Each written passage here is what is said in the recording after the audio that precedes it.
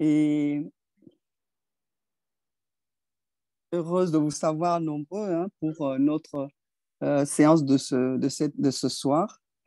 Aujourd'hui, nous allons tabler sur la, la détection des malformations du rachis et de la moelle épinière de l'enfant, de l'échographie obstétricale à l'échographie et IRM néonatale.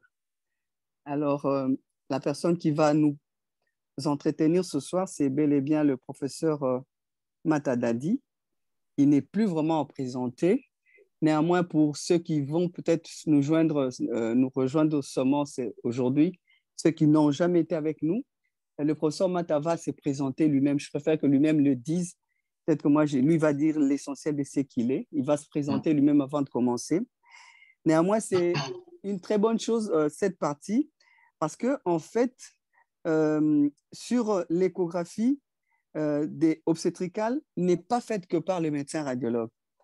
Généralement, nous recevons, nous, dans des hôpitaux, surtout pour nous qui sommes ici au pays, au Congo, il y a des hôpitaux de l'intérieur du pays qui nous envoient des médecins généralistes pour les former dans la manipulation de l'échographie obstétricale surtout. C'est généralement obstétricale et pelvienne et même abdominale aussi. Et donc, ce sont des médecins qui, pendant 3 mois, sont formés à la détection des malformations au niveau de l'échographie obstétricale. Et souvent, je sais que la première des malformations, d'ailleurs, qui arrivent souvent, ou qu'on leur montre souvent, c'est l'anencéphalie.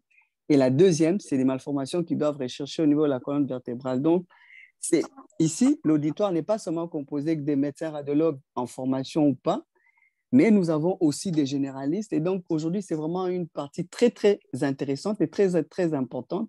Voilà pourquoi cette ouverture à toutes les autres spécialités, des médecins généralistes aux médecins spécialistes, des radiologues aux non-radiologues.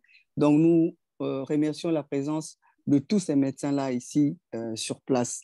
Alors, je vais directement passer la parole au professeur Mata, qui va se présenter et qui va directement entrer dans les vifs du sujet. Lorsqu'il aura terminé, on va passer à la séance des questions-réponses, comme on le fait comme d'habitude. Professeur Mata, vous avez la parole. Merci beaucoup, professeur Luyeye, pour cette belle introduction. Je m'appelle Dadi, je suis congolais, comme on le voit sur l'écran. Je suis professeur de radiologie ici à Dalhousie University, qui est l'université de l'État, c'est l'université principale de 4 provinces atlantiques du Canada. Et je suis radiologue à l'hôpital, c'est l'hôpital universitaire mère et enfant. Et je suis spécialiste en neuroradio adulte, pédiatrique, mais aussi à la radiologie pédiatrique en général et puis cardiaque. J'ai comme on dit, cross appointment, c'est-à-dire que j'ai des privilèges également à l'université de Kinshasa, où j'ai été récemment nommé professeur d'université et j'y ai été formé jusqu'au début de la spécialisation. Et ces cours que je donne ici, en principe, ça fait partie de mes heures de cours à l'université de Kinshasa. Mais comme je les donne de loin, on voulait faire profiter à tout le monde parce qu'au XXIe siècle, il n'y a plus moyen de garder secret la science. Donc, il faut partager et c'est du choc des idées que la lumière va jaillir. Et comme l'a dit le professeur Luyeye, ce sujet de malformation de la colonne, je l'ai choisi parce que je me souviens quand j'étais à Kin, j'ai parlé, je crois, avec un des superviseurs qui m'a dit, par exemple, que l'échographie du crâne au CEK se faisait en néonatologie. Et je ne me souviens pas avoir vu beaucoup de cas de l'échographie du rachis au département chez les nouveau-nés. Alors, je me suis dit que c'est un sujet qui est en fait une sorte de carrefour pour beaucoup de spécialités. D'abord, la partie obstétricale,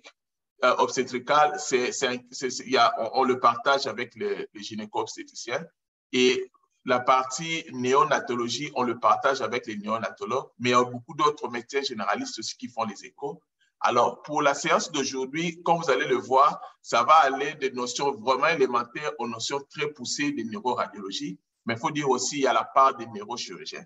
Donc, comme je l'ai dit tout au début, dans les 2 mois ici, juillet et août, on prend des sujets un peu vaille-que-vaille. Et à partir du mois de septembre, on va réordonner comment les sujets, on va aller par module. et ce sujet va être retraité d'une certaine façon où il y aura les neurochirurgiens, il y a un de chez nous qui va être là et les neurologues, comme ça, on aborde ça de manière transversale.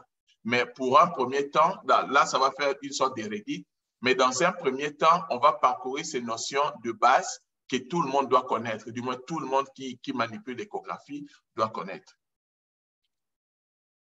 C'est quoi l'objectif de cette présentation? Je pense qu'on voit le deuxième. Vous voyez quel tableau? Oui. L'objectif de la présentation. Oui, okay, c'est ça. Oui. Donc, c'est de bien savoir évaluer les rachis à l'échographie obstétricale. Et nous pensons qu'à la fin de cette présentation, tout le monde comprendra les indications de l'échographie du rachis du nouveau-né par rapport à l'IRM. Ça, c'est un point clé que tout le monde doit connaître. C'est familiariser avec l'anatomie normale du rachis de la moelle épinière et à l'échographie et à l'IRM et passer en revue les limites et les pièges qui peuvent simuler les pathologies, surtout à l'échographie du rachis. Et nous allons passer en revue de manière vraiment non exhaustive quelques pathologies les plus courantes du rachis. Et pour atteindre ces objectifs, voici comment j'ai délimité ma présentation. Je vais commencer par une brève introduction et puis je vais parler des indications, écho versus IRM, et je vais parler des rappels embryologiques vraiment de manière survolée. On parlera de la technique et des pièges, et puis on va passer en revue les variantes de la normale. Nous sommes chez l'enfant, l'IRM demandera l'anesthésie générale. Si on peut éviter l'IRM inutile en appelant les variantes de la normale en tant que telles, on aura déjà aidé beaucoup d'enfants. Et puis, on va parler des pathologies comme je l'ai dit. Comme tout le monde peut le savoir, à ce jour, l'IRM, c'est le gold standard, c'est-à-dire la modalité de choix pour l'évaluation du rachis et de la moelle épinière. Mais avec l'évolution actuelle de la technologie, chez les nouveau-nés, je dis bien chez les nouveau-nés, l'échographie a une valeur presque similaire que l'IRM. Et comme on va le voir avec la qualité des images, avec des appareils modernes, on peut avoir même par moment une résolution meilleure comparée à l'IRM. Donc, il n'y a pas de raison de se précipiter à l'IRM, surtout qu'on verra d'autres désavantages. Et l'écho du rachis s'est fait bien avant 2 ans.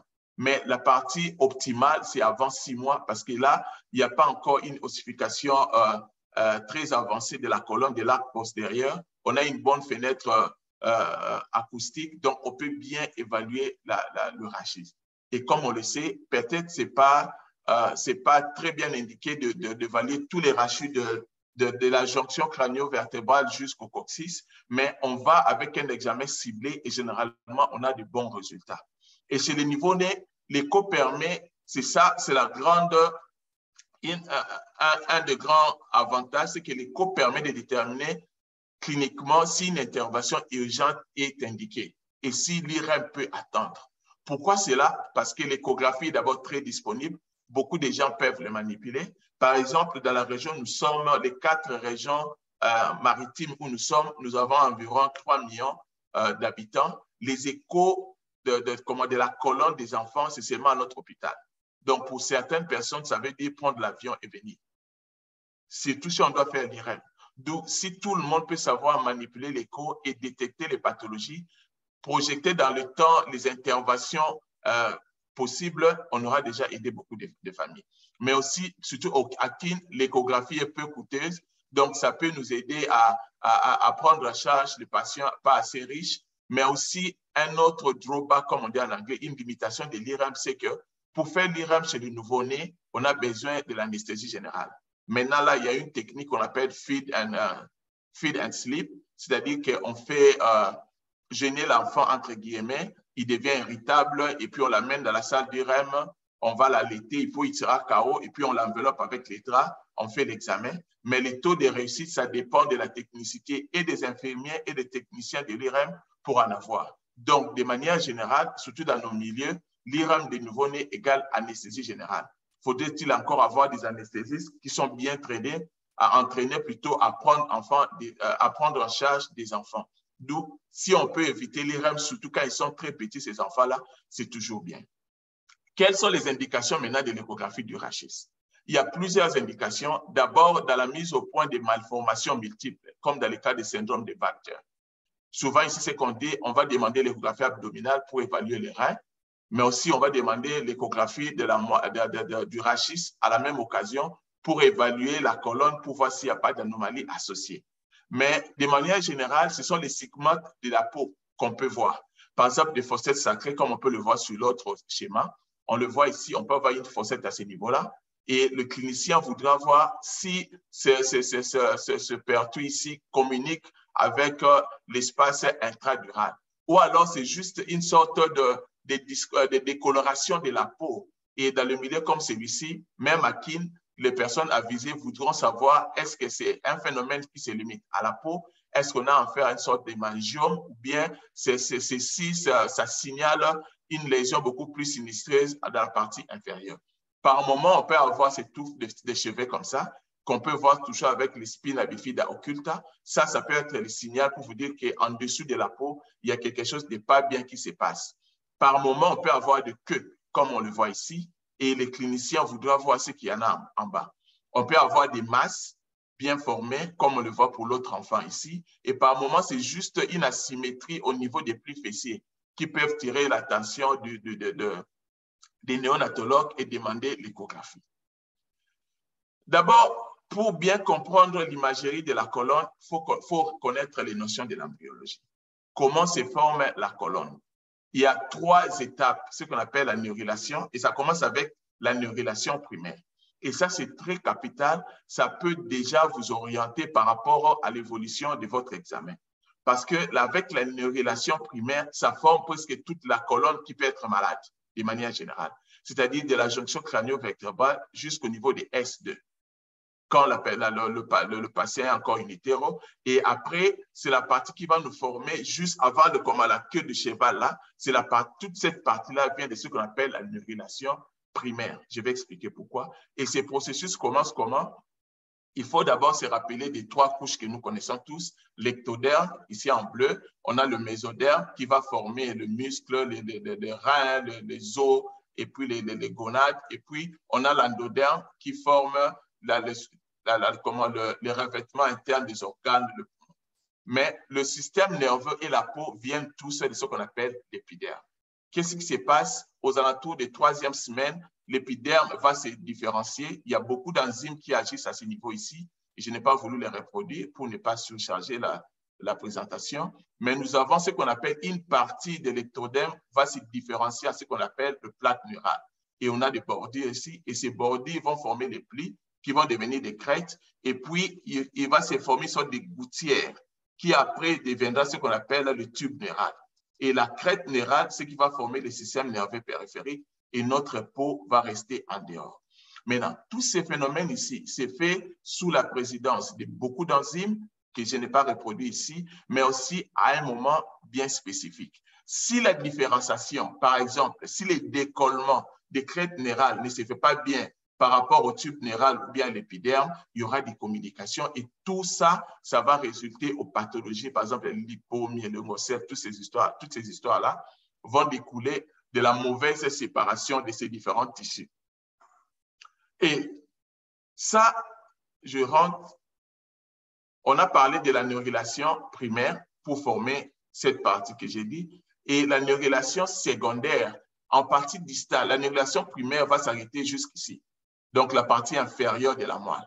Et puis, il y a des cellules, des kystes qui vont se former à la partie distale. Il y a beaucoup d'enzymes qui vont agir pour que cette partie caudale qui vient de la neurulation secondaire vienne se connecter à la partie déjà formée de la neurulation primaire. Et je vais donner l'importance de cette logique après. Et après, la partie formée ici va régresser, ce qu'on appelle différenciation rétrogressive ou mort cellulaire programmée. La partie qui forme le cône médulaire du fœtus, les ventricules terminales et le phylum terminal viennent de ces cellules qui viennent de se connecter, comme on peut le voir ici. Donc, si on voit le schéma, jusqu'à ce niveau ici de S1, toute cette partie vient de neurulation primaire et la partie qui est formée en bas, le côte de cheval, tout ce qu'on voit ici vient de la neurulation secondaire et de la régression. Pourquoi je dis ça? Si, par exemple, un malade a une fossette qui va au-delà de S2, l'IRM ne va jamais, parce que la question du clinicien sera s'il y a une communication entre cette fente-là qui s'est passée, s'est perpétue jusqu'au niveau de la TK, donc en intradural. D'après plusieurs études, il y en aura parce que les deux parties ne viennent pas de la même nodulation, donc ne s'est pas connecté. De la même façon, comme il y a cette régression, in utero, la colonne, ce sera comme ça. Mais quand la forme va commencer à grandir, la partie ici qui est au niveau de S2 ici, de S1, S2, va commencer à monter vers le haut. Et le filum terminalis va commencer à monter ici. C'est pourquoi on dit que les conus medullaris doivent se limiter au niveau de L2. Si c'est en dessous de L2, c'est anormal. Et on va en parler. Maintenant, on va parler par exemple du syndrome de la corde, de la moelle attachée. Pourquoi? Parce qu'il y a un lipome ici qui a attaché la corde, qui l'empêche de monter et ça reste bas situé par rapport à L2. Voilà pourquoi quand je vais parler des comptages de vertèbres, c'est très capital pour l'échographie néonatale. Parce que par rapport à la localisation, il y a des pathologies qui vont en découler. Maintenant, pour bien comprendre ceci, on va commencer d'abord in utero. Quand on fait l'échographie obstétricale, comment éviter de passer à côté d'une malformation de la colonne? D'abord, ce sont les 3 vues qu'on doit avoir. Ça, c'est une image que je peux à l'Internet, rapidement avant de commencer. J'aime beaucoup cette coupe ici, transversale, où on balaye de la tête jusqu'au niveau du coccyx.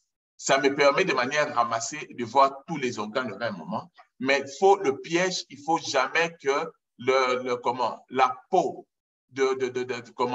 du dos du fœtus soit collée au placenta comme ceci. Il faut toujours avoir les liquides céphalorachidien. Voilà pourquoi chez nous, quand on fait la colonne et que l'enfant la colonne est orientée vers le bas, on fait un autre booking, c'est-à-dire qu'on rappelle la femme, soit on attend un peu, ou bien on rappelle 1 semaine ou 2 semaines après, pour scanner avec la colonne en haut. Parce qu'on ne veut pas avoir des artefacts et on veut être sûr que la peau couvre sur toute la longueur votre colonne, plutôt le rachis.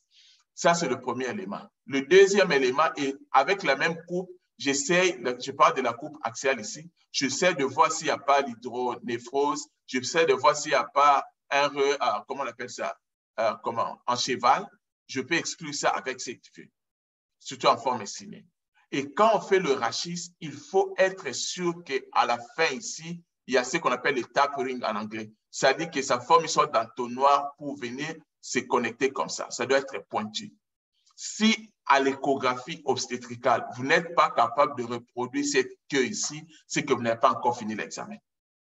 Et à la coupe coronale, essayez de voir également que les vertèbres sont bien formées, il n'y a pas de dédoublement en évitant les artefacts. Donc, s'il y a un élément à retenir ici, par rapport aux pathologies dont on va parler aujourd'hui, c'est la forme de cette queue ici qui doit être vue et la peau doit couvrir tout le rachis de la tête jusqu'en bas.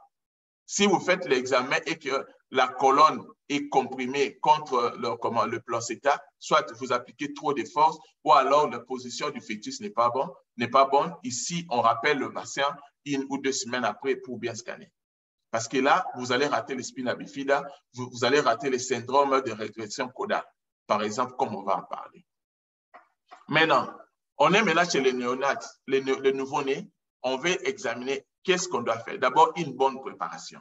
Il faut savoir que l'examen va se faire en pronation, d'où l'enfant sera plus ou moins irritable parce que ce n'est pas la position confortable pour l'enfant. Donc, il doit être bien préparé, bien nourri. Et pour éviter qu'il soit irritable et qu'il y ait trop de pleurs. Et comme j'ai dit, en position de pronation, on peut mettre l'essuie en sous le ventre pour former le gros dos de l'enfant. Ça vous permettra d'avoir une bonne fenêtre parce que ça écarte les apophyses épineuses. Et utiliser les gels chauds. Chez l'enfant, toujours les gels chauds. Sinon, il va sursauter et l'examen peut s'arrêter là. La sonde linéaire sera votre ami et à haute fréquence, 5 à 12 MHz, et essayez d'avoir tous les plans. Non seulement sagittal et axial, mais on peut avoir le mode M, en mode M, et surtout être sûr que la moelle épinière est en mouvement. Parce que le syndrome des côtes attachées va, entre autres, s'expliquer sur le plan. La trouvaille en cas de syndrome des côtes attachées va être l'absence de mouvement du corps, par exemple. Je vais en parler. Et puis, on a besoin d'une vue panoramique pour bien compter les vertèbres et savoir c'est où que notre corps, la moelle épinière, se limite. Quand je dis corps, c'est en anglais pour parler de moelle épinière, parce que ça va revenir par mois. C'est rare, mais il arrive des fois où on est appelé à scanner de la base de la jonction crânio-vertébrale jusqu'au coccyx pour avoir la position. Maintenant, j'ai dit le comptage des vertèbres, c'est votre ami. Parce que chez l'enfant, au fait, tous les discours va tourner autour. Est-ce que le corps est bas situé? Est-ce que c'est normal? Et pour ça, il faut savoir où est-ce que votre corps, votre moelle épinière se limite. Il y a deux repères possibles.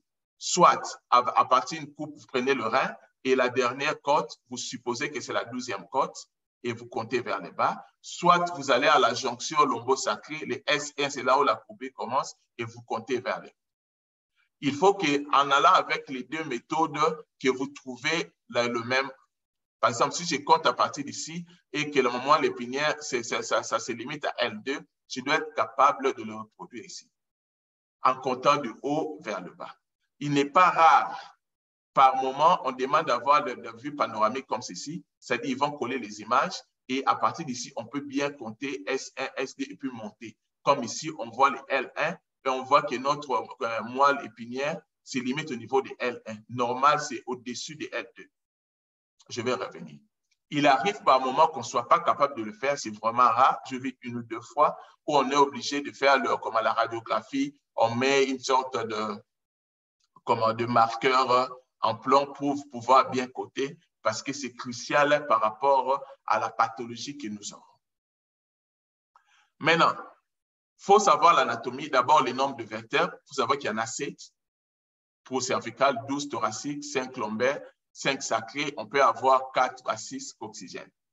Et la bonne façon de compter les vertèbres, c'est de la base crânio-vertébrale, parce que les C2, ça ne manque jamais. Il n'y a pas une autre vertèbre qui a cette apparence avec le dense, comme on dit, l'apophyse odontoïde. Mais quand on fait le scanner, la plupart des pathologies chez l'enfant, ça sera au niveau de la colonne lombaire. Voilà pourquoi, si vous allez scanner à partir de C2, c'est un long chemin, c'est beaucoup de temps perdu. Voilà pourquoi j'ai dit qu'on doit utiliser les deux astuces en commençant avec la vue de la dernière côte et puis des S1, L5, S1 et remonter. Et comme un cône médullaris dans la partie normale inférieure de votre moelle épinière, ça doit être tout au plus au niveau des L2. Maintenant, comme je l'ai dit, votre moelle épinière va faire une migration pendant la période intéro jusqu'avant la naissance. Ce qui fait que les gens pensent, certains neuroradiologues pédiatriques pensent que chez les prématurés trop jeunes, aux alentours de 20e, 22e semaine, si on trouve que la moelle épinière est encore au niveau des L3, ça peut être une variante de la normale. Mais pour retenir, L2, c'est votre marque. Si c'est un enfant prématuré, c'est assez aux alentours de L2, on appelle ça borderline. Ça tire déjà l'attention et on cherche les lésions associées. Comme j'ai dit, le sac thécal, donc la partie des deux humains qui importe sur le plan clinique, se limite au niveau des S2. In utero, votre corde sera, votre moelle épinière sera au niveau des S2 et ça va commencer à monter. Et l'écart que nous avons entre L2 et S2 est dû à la migration vers le haut de notre corde. Maintenant, s'il y a un élément qui bloque, ça va l'empêcher de monter comme on va le voir. Toujours à l'échographie, votre phylum terminal, c'est-à-dire la bande échogène qui continue votre moelle épinière, ne doit pas mesurer plus de 2 mm. Pourquoi je le dis? Parce que cette bande-là, elle est échogénique, mais aussi les lipomes seront échogéniques à l'échographie. Par moment, tout ce qui peut vous différencier, c'est l'épaisseur. Parce que le lipome qui va venir avec le syndrome de la corde attachée sera beaucoup plus épais que ça. Il faut être sûr de la mobilité de votre moelle épinière et être sûr de connaître les différentes variantes du coccyx. Ça, c'est un exemple. C'est notre examen. Ça, c'est la moelle. On peut le voir. Il y a un canal au milieu là. Le canal central. À l'IRM, ça se voit. Ça ne doit pas mesurer plus de 2 mm en antéro-postérieur. Ça, c'est une variante de la normale. Quand ça va au-delà de 2 mm, vous allez déjà affaire avec la séromélie. important. Et par moment, vous avez la cérémonie à un niveau et ça continue avec une prominence de ces canaux-là. Quand c'est moins de 2 mm, il n'y a pas de traduction clinique. Quand c'est plus, vous parlez déjà de cérémonie ou de syrinx. Ça, c'est la moelle. Comme on le voit ici, L1, ça se limite bien ici. Votre cône médullaris, ça se termine là. On a la dure-mère et on voit, comme c'est un examen qui fait en position de dépronation, votre moelle doit tomber. L'espace de liquide céphalorachidien qui se voit en postérieur de la moelle doit être plus grand que l'espace qui est en antérieur. Parce que la moelle doit tomber et comprimer l'espace de liquide céphalorachidien en intérieur. Si le malade est en prône et qu'on trouve que votre moelle reste, vous avez un espace similaire en postérieur et en antérieur, faites attention, vous pouvez avoir affaire à un syndrome de la corde attachée. Et ça, c'est votre phylum terminalis ici. Quand on mesure, par exemple, de là jusqu'ici, ça ne doit pas dépasser 2 mm. Vous faites fi de ce qu'on appelle la queue de cheval, les autres racines nerveuses qui passent à côté, mais je parle de cette bande ici qui continue votre moelle épinière. Et on a S1 à ce niveau ici, et on peut compter. On voit que notre TK, le sac qui importe pour nous, c'est limite au niveau de S2. Donc, si un enfant vient avec une fossette à ce niveau ici, la partie distale du coccyx, ça n'a pas d'importance clinique, n'allez pas surtout à l'IRM. À la rigueur, faites l'échographie et prouvez qu'il n'y a pas de continuité entre ce canal-là et l'espace intradural, mais n'allez pas à l'IRM, c'est une anesthésie inutile. Ça, c'est en coupe axiale, comme on peut avoir notre moelle ici. On voit les liquides céphalorachidien en postérieur. On a une petite quantité à l'intérieur, c'est une petite quantité en postérieur. Et on a des racines nerveuses ici. En la postérieure, les circuits sensitifs et moteurs à l'intérieur. Très capital à connaître aussi. Ça, c'est le phylum terminalis au milieu que je voulais montrer. Je vais revenir avec le pathologie. Ça, c'est un autre exemple où je montre le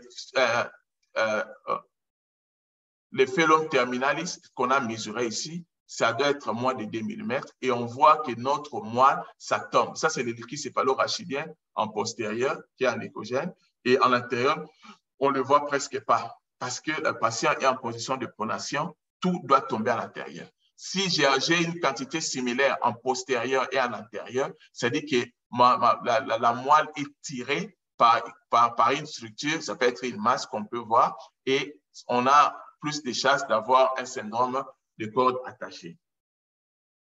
Excusez-moi.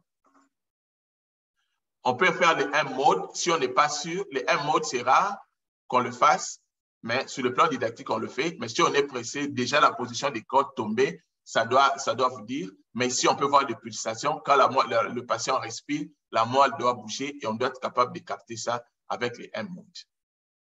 Les variantes de la normale. Ici, c'est là où les radiologues doivent jouer son rôle parce qu'en Kinshasa, peut-être, ou dans le pays en développement, c'est beaucoup plus facile. Quand vous demandez 100 IRM pour compléter l'échographie du rachis, peut-être que c'est seulement 20 IRM qui seront réalisés. Mais ici, quand vous demandez IRM, tous les patients à qui vous demandez l'IRM, ils vont le faire. Et si vous allez, par exemple, à la cité, vous verrez même le radiologue, il trouve une variante de la normale, mais il ne veut pas arrêter l'examen de suivi d'IRM pour dire que OK, la lésion kystique filaire est à 2 cm, on contrôle dans une année. C'est une autre anesthésie, c'est un autre rendez-vous pour les parents. Donc, c'est ici que les radiologues doivent jouer le rôle pour dire que ça, c'est un kyste filaire, c'est une variante de la normale, ce qu'on appelle en anglais don't touch me lesion, et on stoppe ici, pas d'examen de suivi, sauf s'il y a des symptômes. Et parmi ces lésions, nous avons des kystes filaires. On oublie toute la littérature ici, on regarde ces malades. Ça, c'est notre moelle épinière jusqu'ici. Ça, c'est phylum terminalis. On a ce petit kyste ici, qu'on appelle des kystes filaires. Quand c'est situé sur la ligne médiane de votre phylum terminalis, quand c'est à la forme fusiforme et que c'est bien défini hypoéchogène, c'est une lésion qui n'a pas d'importance clinique, ça ne nécessite ni l'IRM ni le follow-up. Et souvent, c'est détecté de manière aléatoire, incidentale. On peut avoir ce qu'on appelle des ventricules terminalis, c'est également ici. Comme on peut le voir, la lésion que je viens de montrer, cette lésion ici et celle-ci, si on est en dehors d'une présentation didactique, on ne sait pas les différencier. Donc, ce n'est pas une faute d'appeler ceci fellow kyste filaire ou bien le premier appeler ça ventriculum terminalis, parce que c'est vraiment la jonction. Par moment, c'est très petit. Et la fois, au début, j'ai parlé de la bonne résolution de l'échographie. Par exemple, chez ce malade ici, ça, c'est l'examen l'IREM. La lésion que nous voyons en grand ici, c'est cette petite lésion que nous avons ici. À l'IREM, c'est comme si c'était un artefact qu'on voyait, alors que c'est beaucoup plus patent à l'échographie. Donc, l'échographie n'est pas des moindres pour la colonne de l'enfant. On a une très bonne résolution qui peut par moment dépasser l'IREM comme pour ces cas ici. Ici, je l'appellerai facilement une lésion et ici, je passerai rapidement. Je pourrais passer à côté, surtout qu'il y a l'équipe céphalo-rachidien. On peut penser à un volume averaging à ce niveau. Maintenant, une autre lésion à éviter, c'est une variante de la normale, ce qu'on appelle le pseudomasse de la queue de cheval. Comme on le voit ici, ça c'est un malade qui est examiné en décubitus parce que le malade est courbé d'un côté, le racine antérieure et postérieure de la moelle sont agglutinés, sont mis côte à côte et ça vous donne l'impression d'avoir une masse. Et ce qui rend cette situation difficile à l'enfant parce que les lipomes seront aussi échogènes. Comme on peut voir les tissus sous-cutanés ici, c'est aussi échogène que ceci. Donc, ça peut créer beaucoup de frustration et pour les cliniciens et pour le parent. Comme on peut le voir ici, c'est le même patient qui est un peu dévié des côtés et les racines nerveuses sont comprimées et ça continue avec le filum terminalis qui est au milieu. Ça donne l'impression d'avoir une masse. Et si c'est un malade qui a bénéficié d'une ponction lombaire, on peut passer à un hématome à ce niveau-là. Et là, tout le monde devient malade à l'hôpital. Il faut l'IREM, il faut une neurochirurgie. Pourquoi? Parce que ces hématomes peuvent comprimer la moelle. Chez l'enfant, en neuroradiologie pédiatrique, si un clinicien veut t'obliger à 2 h du matin d'aller à l'hôpital pour faire un examen de la moelle, il te dit seulement que je pense qu'il y a une compression de la moelle. On arrête tout, c'est une urgence et personne ne va t'excuser si tu ne fais pas l'examen la nuit pour diagnostiquer et appeler une intervention chirurgicale d'urgence. Voilà pourquoi beaucoup de gens utilisent ça comme astuce pour avoir l'examen.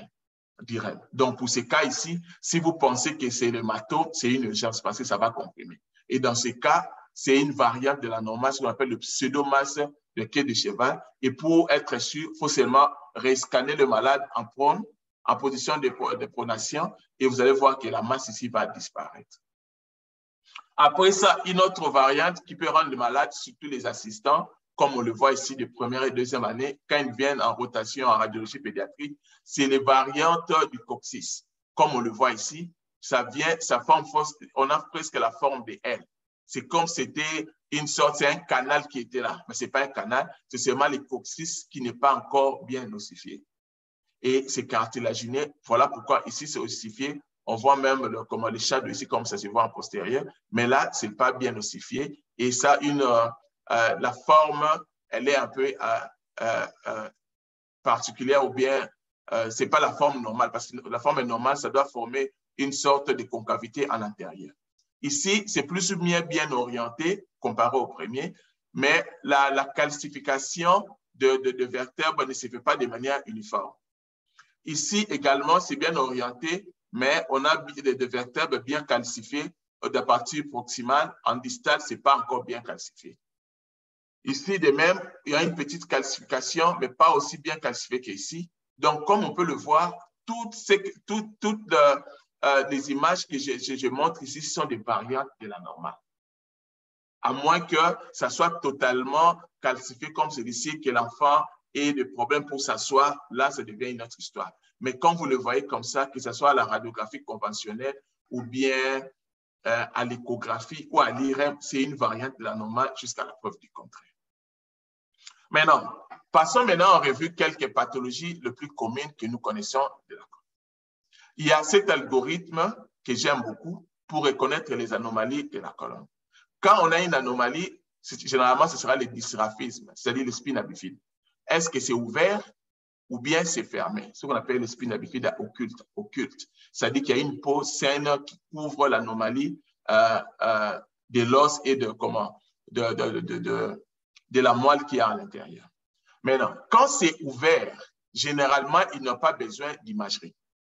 Il y a d'abord risque d'infection, il y a beaucoup de complications. Et s'il demande l'imagerie, c'est beaucoup plus pour chercher des lésions associées. Quand c'est fermé, Par exemple, il y a beaucoup de poils à ce niveau-là. Il y a une masse, comme on a vu au début. On voit est-ce qu'en subcutané, il y a une masse. S'il n'y a pas une masse, s'il y a une masse, on a affaire à l'hypomyélocèle. Ici, les noms, ça va avec les lésions ou les tissus impliqués dans l'anomalie. L'hypo, c'est les tissus, c'est la graisse.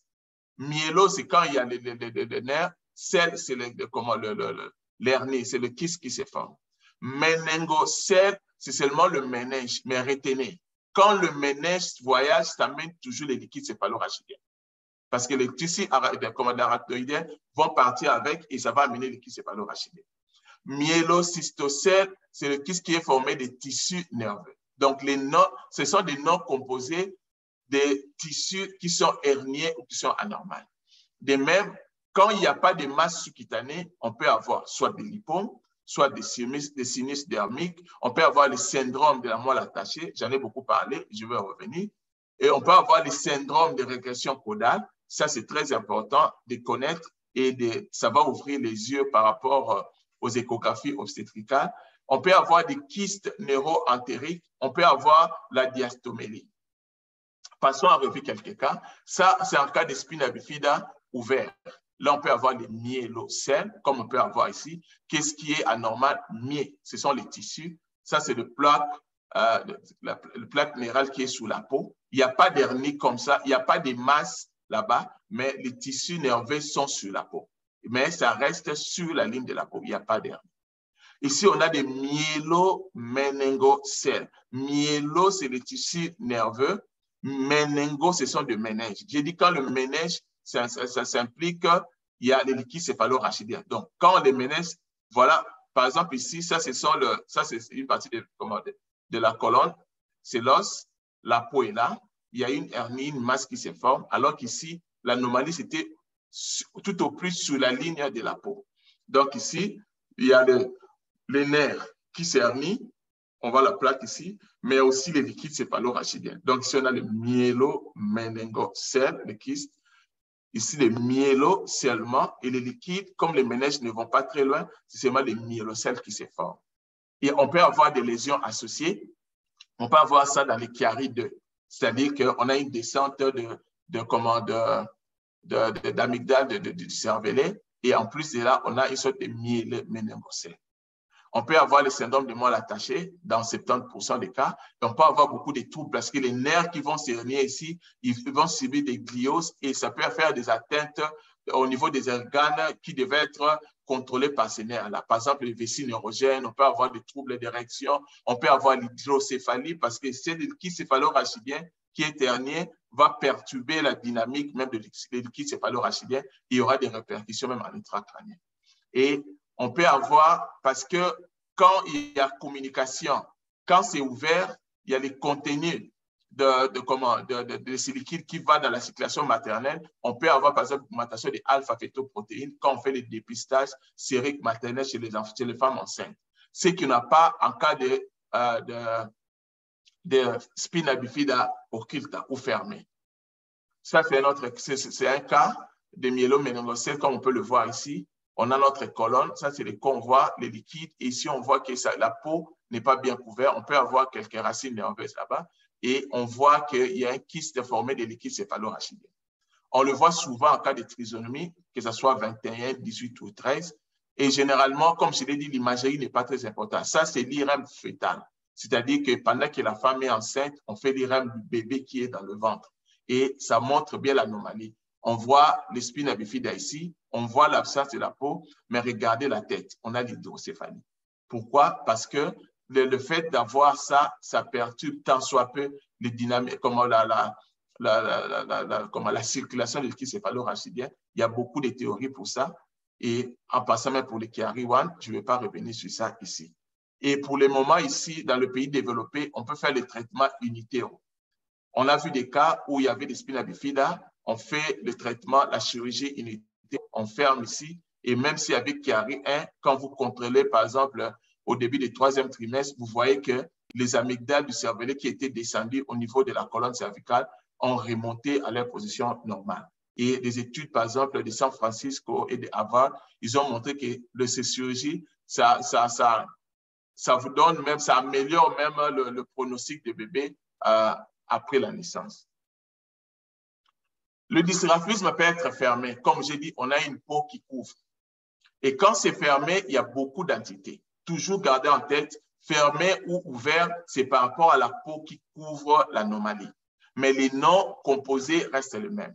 Par exemple, ici, nous avons affaire à ce qu'on appelle les terminales myéloméningocèles, méningocèles terminales. C'est la combinaison de spina bifida en postérieur. On a les méningocèles, regardez les céphalo-rachidiens qui sont en dehors de leur vie normale. On a la moelle qui est attachée. Ça, c'est la moelle. Normalement, ça ne doit pas descendre jusqu'en bas ici. Ici, on est presque au niveau de jonction à lombo-sacré. La moelle est jusque là en bas. Donc, c'est en bas. Et ça va donner un syndrome de moelle attachée. Et on voit les liquides céphalo-rachidiens. Et c'est comment? Myélocystocèle terminale, ça peut être, comme on peut le voir ici, ça c'est l'image IRM de notre patient, comme on peut le voir. Regardez notre moelle. J'ai dit que la moelle normale ne doit pas être en dessous de L2. Ça, c'est la colonne lombaire. La moelle est descendue jusqu'ici. Donc, c'est un moelle attaché. À cause de cette anomalie, la migration, comme je l'ai dit avant, ne peut pas s'opérer et ça va bloquer. Vessie neurogène, toutes les anomalies que vous pouvez imaginer vont en découler. Et vous voyez ici, la peau est bien couverte parce que ça, c'est le tissu sous-cutané qui est en hypersignal, que ce soit à T1 ou à T2. Ici, il y a une suppression de signal de tissu sous-cutané comme de fat suppression. On voit que tous les lipides, les signaux sont partis, mais ici, on le voit très clairement comment les sacs constituent des céphalo-rachidiens, mais aussi les racines nerveuses et votre corde qui est low-lying, c'est-à-dire qui est bas situé, on le voit ici. Et votre colonne, la partie osseuse, n'est pas très bien formée. Donc ici, c'est un cas très complexe où on a des syndromes de régression condylarale associés. Donc, c'est un malade qui aura des complications très sévères. Et contrairement au myéloméningocèle, cette entité ici, le myélocystocèle terminalis, généralement ne s'associe pas aux malformations des chiarides. On va revenir sur la discussion, par exemple. Donc, diagnostic différentiel, sera est-ce que c'est le myéloméningocèle? C'est important de faire ce diagnostic-ci. Et puis, les tératomes sacro-coccygiens. On peut avoir une masse ici et avec ce qu'on appelle le syndrome de Currari, non? J'ai éliminé ça, mais on peut en discuter à la fin. Donc, ce qu'on doit retenir ici, pour toute image du rachis de l'enfant, il faut voir votre tapering, c'est-à-dire que la colonne doit continuer et former la forme d'entonnoir s'orientant vers le postérieur, la forme qu'on a perdue ici. Ça veut dire que les parties inférieures ne sont pas bien formées. La moelle ne doit pas descendre si bas, doit se limiter jusqu'à L2, même si c'est un prématuré. Mais si c'est vraiment un prématuré très, très précoce, je peux lui donner le bénéfice de doute jusqu'à L3. Mais jamais la moelle doit être au niveau si bas comme ceci. C'est anormal. À part ça, il faut voir si le liquide céphalo-rachidien ne va pas en dehors de son lit. Son lit, c'est dans l'espace intradural, comme on le voit ici. Tout ce qu'on voit en dehors, c'est anormal, ça doit être mis au point. Comme je l'ai dit, le myéloméningocèle, les myélocystocèles peut être terminal ici, mais ça peut être latéral. Et dans le latéral, on le voit beaucoup plus dans les maladies qui découlent de tissus mésenchymateux, comme dans les syndromes de Marfan, dans les syndromes de Hélène, dans l'os, bien dans les neurofibromatoses. On peut avoir ce genre de lésions de méningocèles de partie latérale. C'est très commun et c'est généralement une question d'examen de radiologie. On peut avoir des lipomes. Les lipomes, il y en a de plusieurs types. Ce sont des masses graisseuses qui sont liées au méninge ou à la moelle. Et comme je l'ai dit quand je parlais de l'embryologie, ils viennent de la mauvaise séparation des niveaux des différents tissus qui forment la moelle. L'épiderme, le mésoderme, et même quand on a des plaques neurales qui se défait, des crêtes neurales, si ça reste, la séparation ne se fait pas très bien, on a ce genre de lésions qui peuvent se faire. Voilà pourquoi, dans certaines littératures, par exemple les dermoïdes, l'épidermoïde, on appelle ça des kystes d'inclusion. C'est-à-dire que le tissu reste inclus là où il ne devait pas être, par exemple. Et ces lésions kystiques peuvent croître, comme on va le voir avec les mangiomes chez l'enfant, par exemple, ça croît avec l'enfant parce que c'est les tissus graisseux, comme les tissus sous-cutanés, ça va croître. Et cliniquement, les lésions ou les symptômes vont dépendre de la localisation de ces lésions-là. Et de manière didactique, on peut les classifier en 3 groupes. On a, je cherche où mettre cette histoire ici, on peut avoir des lipomes intraduraux, des lipomes avec anomalie dorsale, ça peut être des lipomyélocèles ou des lipomyéloméningocèles. Toujours composition des nerfs. Lipo, tissu graisseux, myélo, les nerfs qui vont former les kystes. Ici, lipo, tissu graisseux, myélo, les nerfs, méningo, les méninges qui vont amener des liquides céphalo-rachidiens. Mais il peut aussi avoir des fibromes ou lipomes des phyllomes terminales qui viennent avec le syndrome. Bon, ça, je voulais rappeler la séparation, donc on peut en passer. Ça, c'est un exemple qui résume le tout. On voit par exemple ça c'est la peau, ça c'est le corps vertébral, ça c'est les parties postérieures, l'arc postérieur une partie, et on voit ici, ça c'est notre diurmère avec les liquides céphalo-rachidiens dessinés en noir, et on a ces lipomes ici, là on a placé les L. Ça c'est intradural. Ici, je vais faire une parenthèse. Quand on décrit une masse ou une lésion au niveau de la moelle, que ce soit chez l'enfant ou chez l'adulte, on doit dire, est-ce que c'est extradural ou intradural? Si c'est intradural, c'est intramédulaire ou extramédulaire. Par rapport à la localisation et à la forme, on a déjà les diagnostics différentiels, même sans l'anapathe. Du moins, ça t'oriente. Par exemple, si c'est une masse qui est extradurale, je penserais plus à, comment on appelle ça, les tumeurs qui peuvent envahir les méninges des nerfs, par exemple, les schwannomes, les choses pareils. Mais si c'est à l'intérieur, je peux avoir d'autres lésions. Si c'est au niveau épidural, je peux avoir, par exemple, les abcès, tout ça, et les hématomes. Donc, c'est par rapport à la lésion, la localisation de la lésion par rapport à la diurmère et de la moelle épinière, ça vous donne les diagnostics différentiels. Et à l'examen, quand on donne une lésion, on ne me demande pas de dire ce que c'est. Il ne faut pas dire que c'est un schwannome, non. Il faut dire d'abord c'est où. Et par rapport à la localisation, du coup, les diagnostics différentiels vont découler. Si tu prends ça pêle-mêle, ça sera 0. Ou alors vous avez moins de points.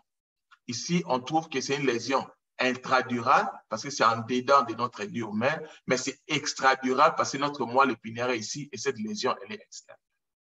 Ici, ça c'est un intradural, c'est un lipome intradural. Ça, c'est le lipomyélocèle. C'est-à-dire que nous avons notre lipome qui est ici, presque continu avec les tissus sous-cutanés, et puis on a les tissus comme le fibre nerveuse qui vont au-delà. Regardez l'os, là où c'est limité, et ça va au-delà. Et ça nous forme ces complexes. Ici, c'est encore pire. On a l'hypo, regardez, ça c'est l'os, tout devait être à ce niveau ici de l'os. On a et les liquides céphalo-rachidiens qui viennent avec le méninge, donc la partie méningo. Myélo, regardez ces racines nerveuses ici, avec la plaque neurale. Et l'hypo, c'est lipide ici qui continue avec les tissus sous-cutanés. Donc, ici, ce sont les différents types de lipomes qu'on peut avoir au niveau de la colonne. Ça, c'est une image, ça, c'est l'échographie. On voit, ça, c'est notre diurmère. On est en intradural, mais extramédulaire. Notre médule, c'est ici, ou notre moelle épinière, c'est ici. La diurmère est là. On a cette masse qui est échogène, presque légèrement aussi échogène que le tissu sous-cutané. Souvenez-vous, quand j'ai parlé des pseudomasses, où le patient était en décubitus, où on voyait que les racines étaient collées les unes contre les autres, ça pouvait avoir aussi cette forme. Mais ça, c'est l'IRM qui vient confirmer. On voit très bien notre diurmère qui est en dehors. On voit bien notre moelle épinière ici et on voit ces lipomes ici, qui est iso-intense par rapport au tissu sous-cutané, mais qui est dans notre diurmère, mais à l'extérieur de notre moelle épinière. C'est important de connaître. Ici, différentes coupes, on voit, ça continue. Et ici, ça va nous donner le syndrome de la corde attachée. Pourquoi? Ça, c'est le S1 qui est le L1 qui est, le L5 qui est ici. Donc, cette moelle, la moelle épinière est descendue trop bas, presque au niveau de L4. Pourquoi? Parce que c'est l'hypome ici qui l'attache à la paroi postérieure de la moelle, l'empêche de monter. Et ces malades vont venir avec les tableaux. Voilà pourquoi, quand vous faites l'examen de ces enfants, il ne faut pas supprimer les tissus graissés dans toutes les séquences, parce que si vous supprimez ça, la graisse ici va apparaître en hyposignal, mais aussi la graisse ici, parce que c'est seulement le lipome, c'est le même tissu sur le plan histologique, ça va disparaître. Vous pouvez rater les diagnostics, sauf si vous reconnaissez que la moelle est trop descendue. Ça, c'est le lipomyélocèle, comme on peut le voir ici. Regardez, quand je parlais de l'anatomie normale, j'ai dit que notre moelle doit descendre jusqu'au niveau de L1 et j'ai dit que le filum terminal ne devait pas mesurer plus de 2 mm. Par exemple, dans ce cas, le filum terminal normal a cette écogénicité, même couleur. Mais ce qui différencie cette lésion à le filum terminal normal, c'est l'épaisseur quand je mesure ici. C'est trop volumineux comparé même à la moelle que je vois ici. Donc, c'est déjà un lipome qui est à la fin. Et ça peut continuer jusqu'avec les tissus sous-cutanés comme on le voit ici. Ça, c'est la colonne. Ça, ce sont la colonne, la partie antérieure. Normalement, l'acte postérieur doit se limiter ici. Ici, ça doit être fermé. Mais qu'est-ce qui arrive? On a ces lipomes ici. Pourquoi j'appelle ces lipomes? C'est une masse qui sont intenses avec les tissus sous-cutanés et qui est même continu. Mais regardez ici, on a les tissus nerveux qui sortent même en dehors, au-delà de la colonne normale. Donc, on a ce qu'on appelle l'hypomyéloméningocèle. Ici, c'est une autre lésion. On peut aller vite.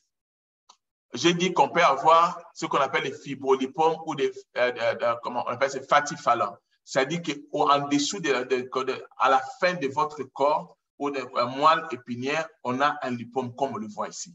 Et ici, ça va être très difficile à voir. Voilà pourquoi, quand on fait la colonne de l'enfant, on doit toujours avoir au moins la coupe axiale de la partie inférieure de la colonne, un T1 sans suppression de graisse pour évaluer ici.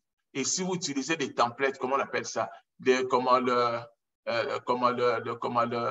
comptes rendus préécrits, il faut toujours dire que non, la moelle épinière est normale en calibre et se termine normalement au niveau de L1, L2 et il n'y a pas de fatifalum, il n'y a pas de lipome à la fin. Par exemple, ici, si on va seulement avec l'épaisseur, ça a presque le même calibre que la moelle normale ici, mais ce qu'on voit ici, c'est le lipome. Regardez l'iso-intensité avec ici. Et ici, c'est une forme classique de la moelle attachée. Comme on le voit, attaché ici et tiré vers le bas, parce que notre moelle ne doit pas descendre jusqu'à L4, L7, comme on le voit ici, presque à L4. Mais la partie osseuse est plus ou moins bien formée, bien que les parties distales ici des coccyx, je ne le vois pas très bien, mais du moins les TK, comme je l'ai dit, la partie de la dure, mais qui importe le plus jusqu'à SD est bien formée.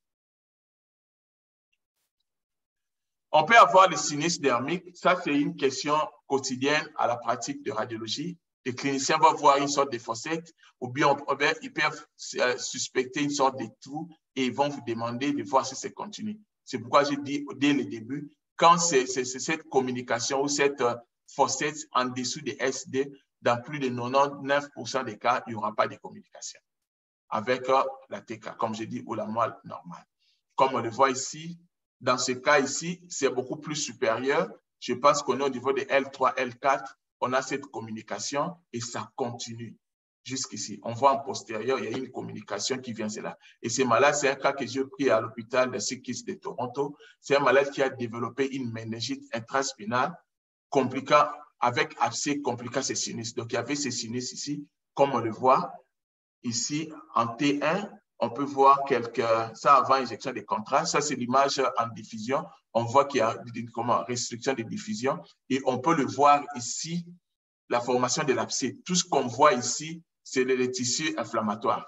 Il y a l'abcès avec des pockets ici. Par exemple, quand je prends cette poche ici, ça ne rehausse pas et ça vous montre une restriction de la diffusion. Je n'ai pas mis les aides ici pour comparer. Donc, c'est un cas classique d'abcès qui a compliqué un sinus dermique. Donc, quand le sinus est au-dessus de S2, il faut bien faire la mise au point parce que ça peut être une occasion d'une méningite, comme on le voit, les rehaussements des méninges ici. Mais si c'était en bas, par exemple à ce niveau ici, rarement ça va communiquer. Donc, c'est ainsi ici que je voulais résumer la notion de SD au-dessus ou en dessous. Syndrome des cordes attachées, j'en ai beaucoup parlé. Je vais revenir ici. Vous vous souvenez, quand je parlais des fatifalons, par exemple, dans ce cas ici, l'écogénicité des phalons terminales sera similaire avec les lipomes, comme on peut le voir ici. Mais comme on le voit, ce qui différencie, c'est d'abord l'épaisseur qu'on a là. C'est très épais et puis notre corde descend trop bas vers la jonction lombo-sacrée. Donc, c'est ça le syndrome des cordes attachées. Et on peut avoir les syrinx qui peuvent se développer. Ça peut avoir des lésions associées comme les spina bifida. On peut avoir ça dans les syndromes de Bacter. On peut avoir des masses congénitales comme des lipomes, comme des dermoïdes. On peut avoir un sinus dermique qui est attaché. Et la chirurgie doit être faite. Et tôt on le fait, mieux la rééducation va se faire. On a beaucoup parlé des syndromes attachés. Je ne veux pas m'y attarder. Ici, on va parler d'un autre concept, ce qu'on appelle le syndrome de régression caudale. Ça veut dire quoi? Ça veut dire la partie distale de la colonne n'est pas formée. Est-ce que l'hyperglycémie joue un rôle? Quid? Parce qu'on le retrouve beaucoup chez le mère diabétique. Dans 15% des cas chez le mère diabétique. Et ça peut avoir beaucoup d'associations, d'anomalies au niveau génito-urinaire, au niveau anal, au niveau de vertèbres, au niveau des membres. Ça, c'est un exemple. Ça, c'est l'échographie. Chez le nouveau-né, on voit que ça, c'est le L5. En dessous de L5, il n'y a rien qui est là. Et ça, c'est l'IRM correspondante. On revoit en dessous de L5, il n'y a rien. Regardez notre moelle épinière qui est descendue jusqu'au poste au niveau de L5 avec soit une proéminence du canal central ou bien le syrinx qui s'est développé. Donc, ça, c'est c'est une forme de syndrome de régression de la corde. Ça peut être la forme minime, c'est-à-dire juste la partie du coccyx qui n'est pas visible, mais ça peut être la forme grave, même la partie dorsale n'est pas formée. Comme on peut le voir dans ce cas ici, ça c'est la période, ça c'est in utero. Comme je l'ai dit, il faut toujours voir que il y a ce tapering-là, que la forme entonnoir est bien formée. Ici, on est au niveau de L4. En dessous de L4, on n'a plus rien. Ça, c'est l'IRM fœtal qui a mis au point le syndrome de corde, la régression de la corde, parce que toute la partie inférieure n'est pas formée. Regardez la corde, même comme elle est coupée. En anglais, on dit blunted. C'est comme si on a coupé ça avec, je ne sais pas moi, une machette. Normalement, comme je l'ai dit, c'est comme ça. La colonne, je dois avoir les liquides céphalo-rachidiens qui enveloppent la peau, mais si la forme en entonnoir doit être visible. C'est cette forme en entonnoir qu'on ne voit pas ici et qui a toute échographie obstétricale, on doit démontrer pour éviter de rater cette entité. Ça, c'est un autre cas beaucoup plus sévère. C'est la partie dorsale seulement de la colonne dorsale qui est formée, qui est partiellement formée. Tout ce qui est en bas, la colonne lombaire, sacro-lombaire n'est pas là. Les coccyx n'en parlent même pas. Regardez notre corde là où c'est limite. C'est totalement anormal. Et ces enfants naissent avec beaucoup de troubles au niveau des membres, au niveau des viscères abdominaux-pelviens. Donc, si vous détectez ça tôt, il y a moyen de terminer la grossesse et de donner une bonne vie de famille à ces couples-là. On peut avoir des kystes neuro-entériques. Ça, c'est une autre entité. Je l'ai mis ici parce que quand vous faites l'échographie, c'est rarement qu'on fasse au niveau de la colonne, mais soit à la radiographie, on peut avoir cette lésion qu'on appelle en dents bas. C'est comme en forme de 8. On a une composante intramédiastinale et une composante intradurale. C'est une anomalie de séparation au niveau des couches entre ectoderme et de mésoderme. Comme je l'ai dit, les trois couches-là, quand ça ne se sépare pas bien, soit ça laisse des tissus à des endroits inappropriés, soit ça crée une sorte de pertuis. Et ici, la crainte, comme je l'ai dit, en neuroradiologie pédiatrique, c'est qu'on craint pour la colonne comme la compression de la moelle, je ne sais pas. Donc, on va craindre la compression. Je voulais rappeler la séparation. Ça, c'est l'IRM, comme on le voit. C'est une lésion kystique qui commence au niveau de la partie postérieure du médiastin, mais qui s'étend jusqu'au niveau de la moelle, comprimant ici la moelle. Comme on le voit ici, la moelle est comprimée. On peut avoir d'autres lésions, ce qu'on appelle la diastomatomélie, c'est-à-dire que la corde se sépare en deux. La forme classique, c'est que la corde commence la moelle épinière, c'est ce qu'on appelle corde en anglais. Dans la moelle épinière en français, ça vient, ça se sépare et puis ça va se rejoindre. Et au milieu, ça peut être soit un tissu fibreux, soit un tissu cartilagineux, soit un tissu osseux. Plus c'est dur, plus mauvais est le pronostic. Et les diagnostics, ça c'est un autre cas, on le voit, c'est comme si on avait des moelles. Et les racines nerveuses à gauche vont, que ce soit les racines motrices ou les racines sensitives, vont dépendre de l'hémicorde qui est à leur côté, et de l'autre côté, ce sera de même. Et les diagnostics différentiels, c'est ce qu'on appelle la diplomyélie, c'est-à-dire qu'il y a un patient qui a carrément 2 mois. Donc là, je parle de manière, parce que ce sont des pathologies rares, c'est juste pour tirer l'attention de l'audience. On peut également avoir des tumeurs. On peut également avoir les tumeurs. Il me reste 5 minutes pour finir. Je ne dois pas dépasser 1 heure. Et la tumeur qu'on doit ne pas oublier, ce qu'on appelle les tératomes sacro-coccygènes. Ça, c'est une question d'examen. Toute masse au niveau sacro-coccygène, toute masse au niveau du cou de l'enfant, dans les diagnostics différentiels, tératome ne doit pas rentrer, malformation lymphatique ne doit pas rentrer. Les deux doivent être là. Maintenant, comme dans ces cas ici, j'ai des tissus mous, tératome prend l'avance. Et tératome, c'est l'endroit de prédilection, même par rapport aux malformations lymphatiques. Ils partagent presque les mêmes statistiques au niveau cervical. Mon niveau sacro-coccygène, c'est le tératome qui est le maître du jeu. On le trouve dans les syndromes de Corarino. Ça peut être associé avec des syndromes de régression des cordes. Ça peut être associé avec le syndrome de cordes attachées. Donc, il faut le savoir. Il y a une classification des ALMAT. Je ne vais pas vous aller en détail. Je parlais de l'hémorragie après une ponction lombaire. On peut la voir, comme c'est le cas ici. Ça, c'est un cas. On a fait la ponction lombaire et puis on a ramené du sang. Chez nous, je ne sais pas ce qu'on faisait, mais ici, l'échographie doit suivre pour quantifier l'hémorragie, l'hématome qui est là et pour voir si ça ne comprime pas déjà la moelle et indiquer ainsi un geste chirurgical. Donc, en conclusion, ce que je peux dire, l'écho du rachis est un outil précis chez le nouveau-né. Ça détermine si l'intervention chirurgicale est urgente ou un suivi conservateur est indiqué. C'est une technique adéquate en particulier. Donc, une technique adéquate, en particulier le comptage des vertèbres, est d'une importance primordiale. Pourquoi? Parce que ça nous permet de dire si l'école est bas située ou non, parce que les diagnostics différentiels vont en découler. Il faut connaître les variables de la normale. Ça nous évite des IRM inutiles chez ces enfants qui nécessitent l'anesthésie générale. Et dans nos milieux, l'anesthésie en soi peut déjà tuer le malade s'il y a un arrêt cardiaque, tout ça, surtout quand ce n'est pas fait par les experts anesthésistes. Et le dysgraphisme possière est un spectre. Et le nom va dépendre des tissus herniés. Et pour résumer le dysgraphisme, comme je l'ai dit avec ces schémas, il faut savoir est-ce que c'est le spina bifida ouvert ou c'est fermé. Quand c'est ouvert, rarement ils vont demander l'échographie du rachis. Parce qu'avec la sonde, vous allez infecter la région. Et s'ils demandent, ils vont demander les lésions associées. Généralement, c'est l'échographie abdominale pour voir les reins, comment c'est. Si c'est fermé, cherchez à savoir s'il y a une masse subcutanée. S'il y en a, on est dans le spectre de l'hypomyélocèle, méningocèle, myélocystocèle.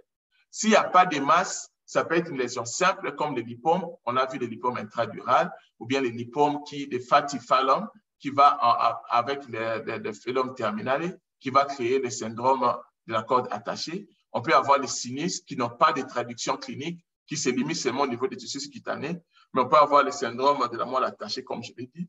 Mais ça peut être une lésion complexe, comme le syndrome de régression caudale. Comme j'ai dit, on le touche souvent, c'est les diabétiques. On peut avoir des kystes neuro-entériques, c'est-à-dire un kyste qui commence soit de la cavité rétropéritonéale ou bien médiastinale, et ça va jusque dans la partie intradurale. La partie intradurale. On peut avoir ce qu'on appelle des diastomatomélies et qui peut avoir de plusieurs pronostics. Ça dépend des tissus qui séparent notre moelle épinière. J'ai fait 1h08 exact et je remets la parole au professeur Luyé. Merci beaucoup.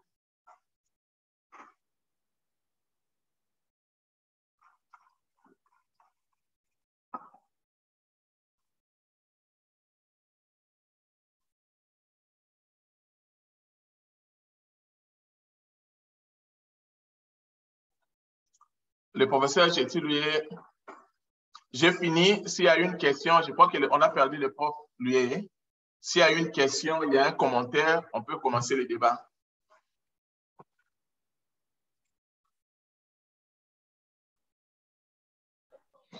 Merci beaucoup, professeur Mata, pour non seulement l'éloquence, mais aussi la maîtrise de la matière. Je crois que petit à petit, nous sommes en train de quitter le point zéro en radiologie et en radiographie. Nous sommes en train d'évoluer petit à petit. Mais moi, j'avais une préoccupation. Oui. Est-ce que vous êtes fiers de vous? Vous croyez que la façon dont vous maîtrisez la radiologie et que vous enseignez même avec des yeux fermés, c'est ça la seule méthode qui va nous aider, nous et vos étudiants de l'UNIKIN, à bien maîtriser la radiologie? Parce que apparemment, je ne sais pas si tout le monde comprend comme moi. Il y a la vitesse, il y a la matière, il y a les organes. Donc, dans tout ça, c'est comme si nous sommes des gens qui sont en train d'assister à un match de foot. Je ne sais pas comment dire. Donc, c'est pas facile. Je ne sais pas si avec la contribution d'autres Bambouta, vous pouvez nous chercher une petite base qui peut nous permettre d'abord à comprendre. Parce que si je vous mets ici le syllabus que nous avons toujours eu à l'UNIKIN de radiologie, ce ne sont que des diapos qu'on a rassemblés pour nous vendre à $20.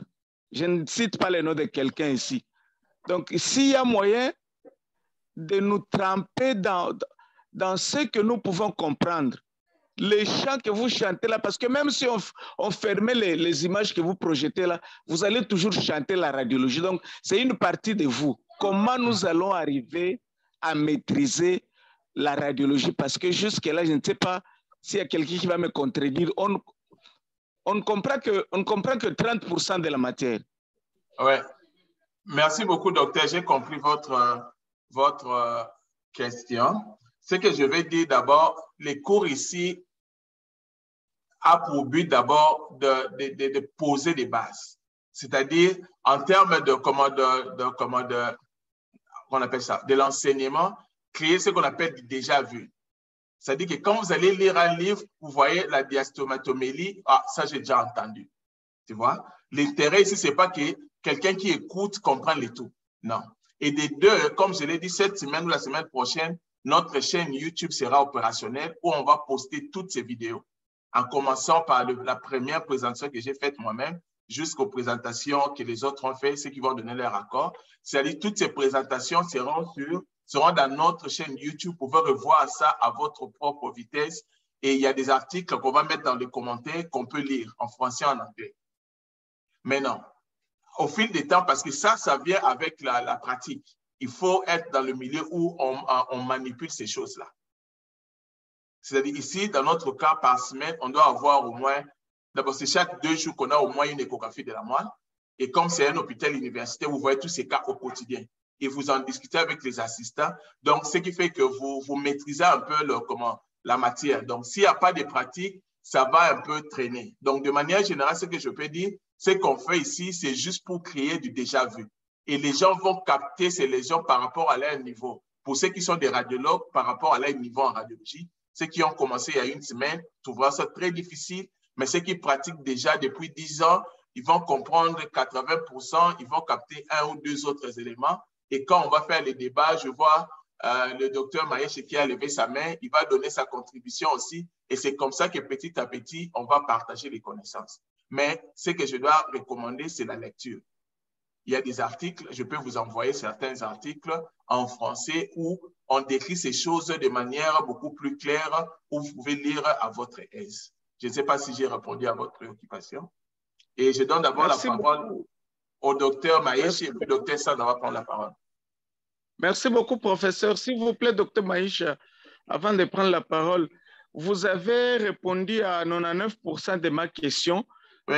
Vous êtes en train de nous donner du déjà vu, mais quelle disposition, permettez-moi de te tutoyer parce que je voulais personnaliser le message, Oui. quelle disposition tu as pris pour que parmi, par exemple, les 46 participants, que vous pouviez, dans 5 ans, faire ressortir quelques spécialistes qui ne sont pas de l'UNIKIN. Je vous donne un exemple. Moi, j'ai fait des distinctions à l'UNIKIN.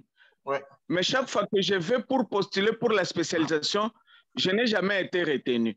Je vous ai écrit une box pour me chercher une voie pour que je cherche une spécialisation. Quelle disposition vous avez pris pour former des gens qui doivent devenir spécialistes comme vous, en dehors des autres voies difficiles que nous connaissons, qui sont souvent réservées aux fils d'eux? Oui, en fait, la première disposition, c'est ce webinaire.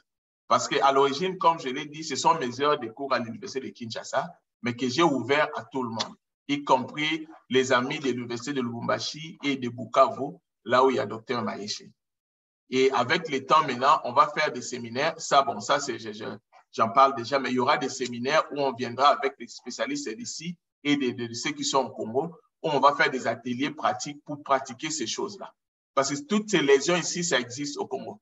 Seulement que soit ils sont rarement, ils font rarement des échos, ou alors là, ils font les échos, la plupart d'entre nous ne sont pas là, et ça donne l'impression que ça n'existe pas. Non, ça existe. Je ne sais pas si le docteur Maïché peut nous compléter. Oui, merci pour la parole. Bonsoir, docteur Mata.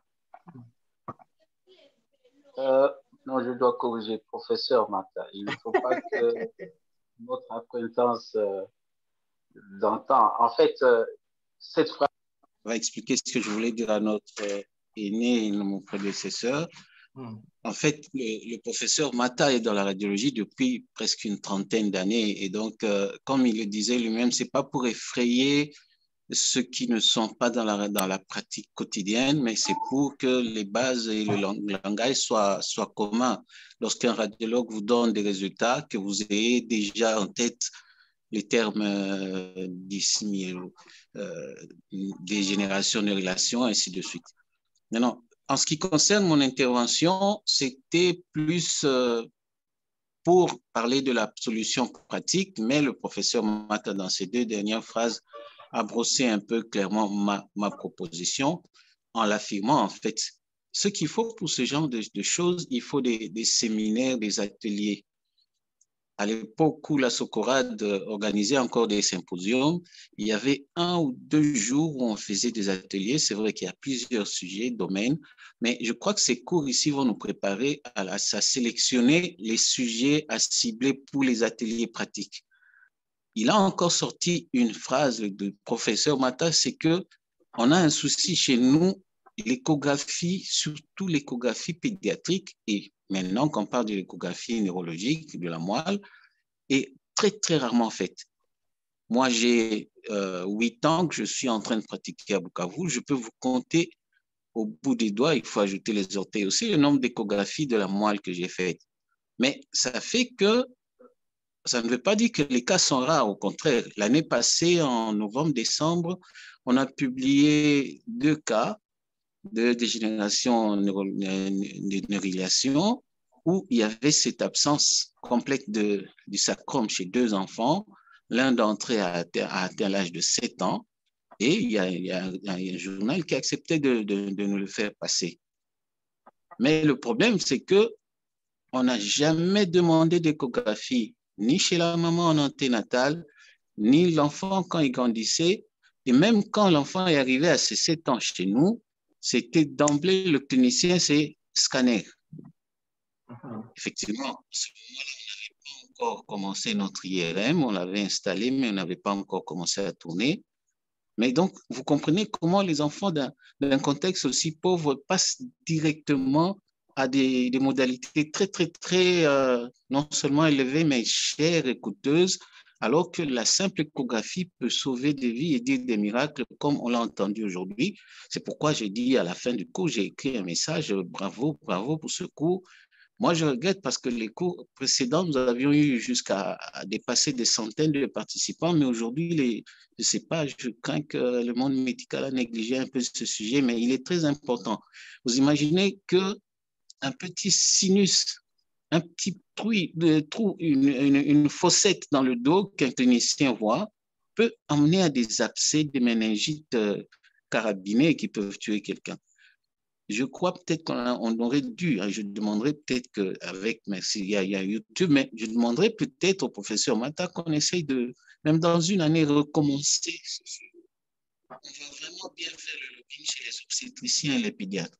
Donc, c'est pour dire que dans ma pratique, je suis en train de regretter qu'on ne demande pas les échographies.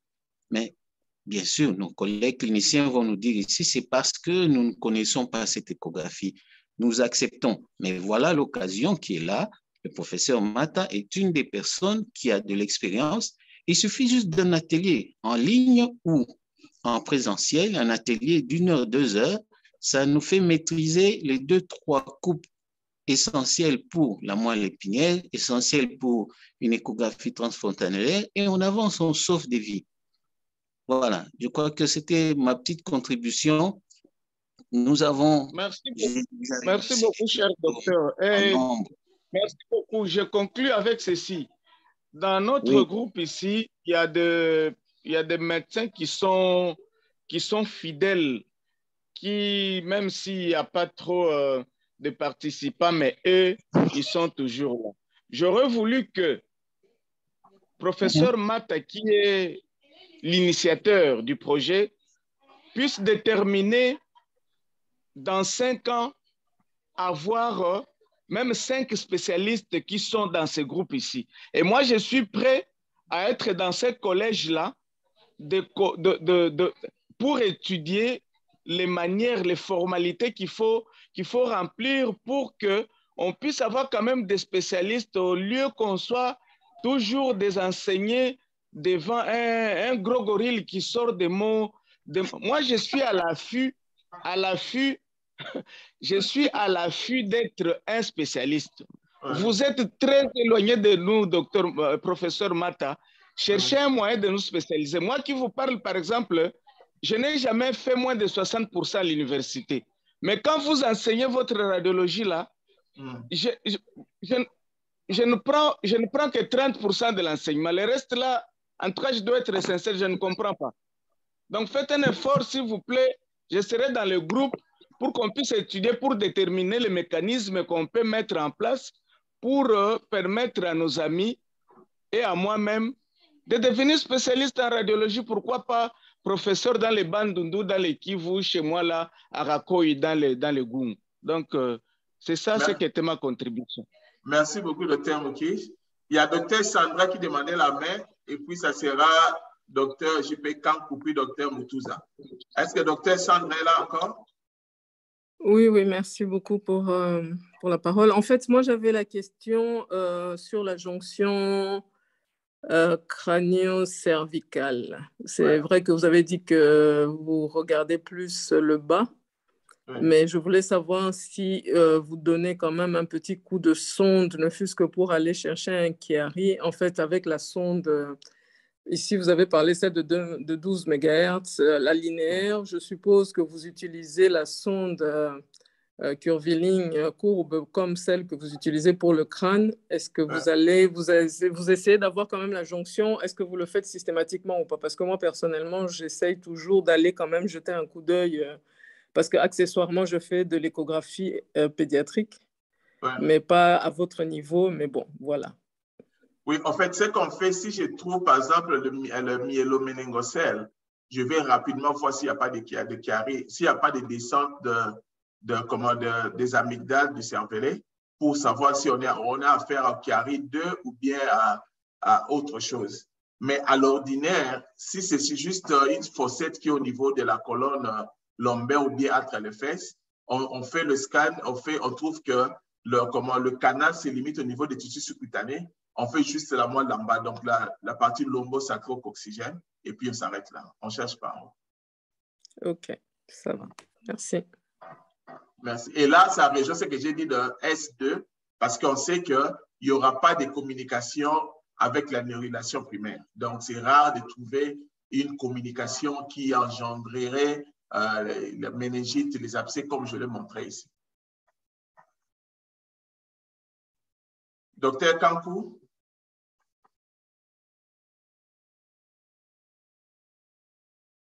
Docteur J.P. Kankou, vous avez la parole.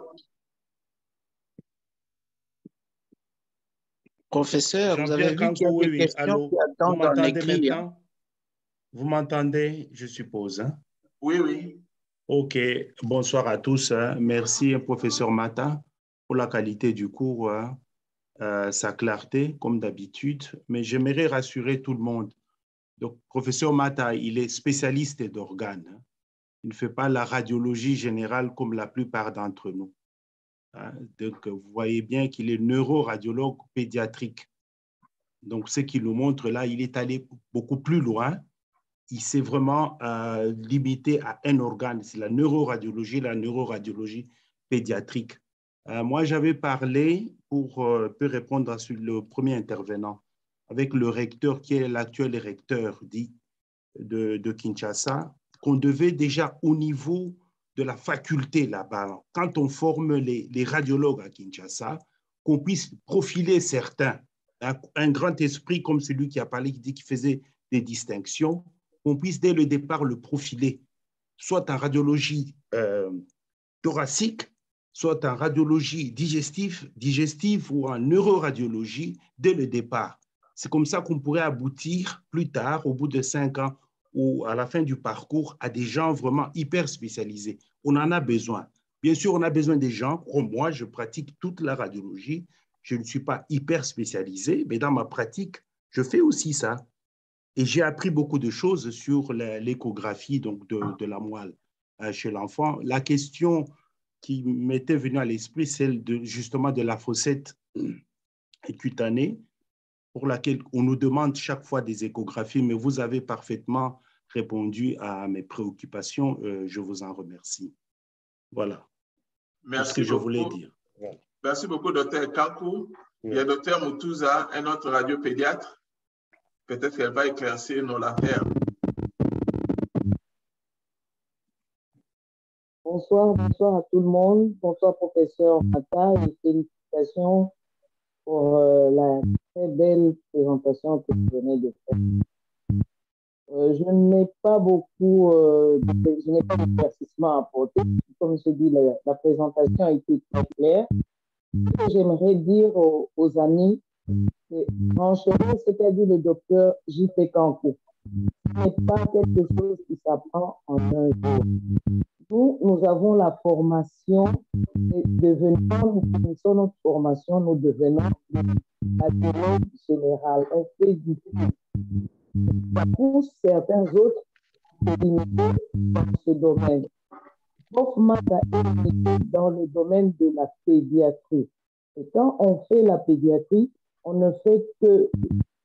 Il y a d'autres qui se limitent encore que dans la neuropédiatrie, comme j'ai l'impression que c'est plus le cas du professeur Mata, mais il y en a d'autres qui font toute la neuropédiatrie, c'est-à-dire ils font toute la radiopédiatrie, ils font neuro, la digestive pédiatrique, la néphropédiatrique, ils font un peu du tout. Voilà, c'est pas aussi facile, nous comprenons que la compréhension ne vienne pas. Mais un astuce que j'aimerais donner à tout le monde avant de participer à ces séances, étant donné que le programme nous est donné avant, si chacun de nous peut faire un retour sur l'anatomie, la physiologie, ça aidera beaucoup à comprendre. Là, le professeur Mata a parlé des couches, du développement du mésoblaste et de tout ceci. Si vous n'avez pas revu, vous serez un peu peut-être perdu puisqu'il vient apporter aussi des notions de radiologie. Donc, si au départ, on peut faire chacun, avant de venir à la séance, avant de commencer la séance, faire une révision d'anatomie, physiologie, d'anatomopathologie, et tout ça, ça serait un avantage. C'était ma contribution à faire. C'est vrai que on devrait maintenant orienter les gens vers des surspécialités. Merci beaucoup. Merci au professeur, au docteur d'en avoir déjà parlé avec le recteur. Merci beaucoup, docteur Moutouza. Il y a des questions écrites, mais je voulais qu'on épuise d'abord le parti oral et puis pendant les pauses, on va ramasser les écrites. Il y a docteur Mercia Damien qui avait demandé la parole, puis ça sera Moutamanika.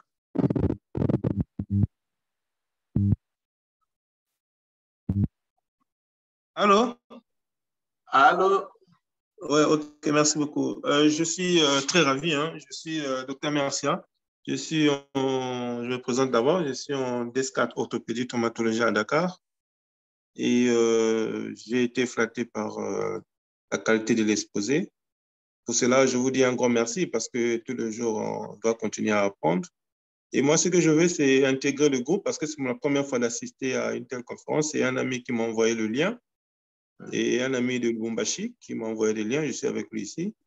Et donc, je voulais, s'il y a possibilité, que j'intègre le groupe pour, une fois de plus pour apprendre et partager un peu le peu qu'on connaît avec les amis. Ouais. Et c'est fait, je vous dis un grand merci vraiment. Merci pour l'exposé, c'était vraiment impeccable. Je suis très content, on a beaucoup appris et je suis très content. Merci beaucoup, docteur. Il n'y a pas un groupe spécifique WhatsApp. Donc, quand on fait les programmes, on distribue dans les groupes des radiologues du Congo. Il y a beaucoup d'autres groupes, par exemple, les amis de Lubumbashi et de Bukavu reçoivent ça aussi. Donc, peut-être c'est l'ami de Lubumbashi qui peut vous donner, en attendant qu'on ait une chaîne YouTube où il y aura comme l'activation des notifications. Dès qu'on va live, il y aura une notification à votre, je ne sais pas moi, téléphone pour suivre. Mais pour l'heure, il n'y a pas un groupe WhatsApp spécifique pour ces forums, mais c'est chaque lundi à 20h. Et je pense que je pourrais vous donner mon numéro et je peux vous envoyer les liens jusqu'à ce qu'on c'est bien. Ok, je serais ravi d'avoir votre numéro. De temps en temps, je pense qu'on peut continuer à communiquer et puis à partager même les thèmes importants. Merci beaucoup. Merci beaucoup. Oui. Moutamanika.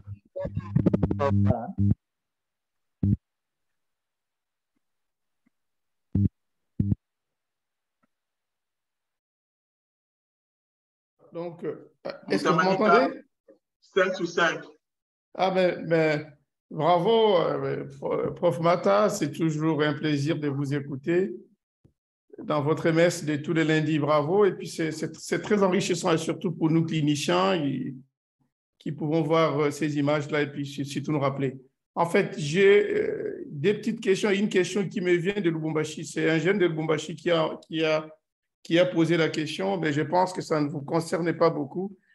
Peut-être les collègues cliniciens. Je voudrais savoir, en fait, tout le monde vous dit, vous êtes prof au Canada, prof à CECI, mais vous êtes aussi prof à l'Université de Kinshasa.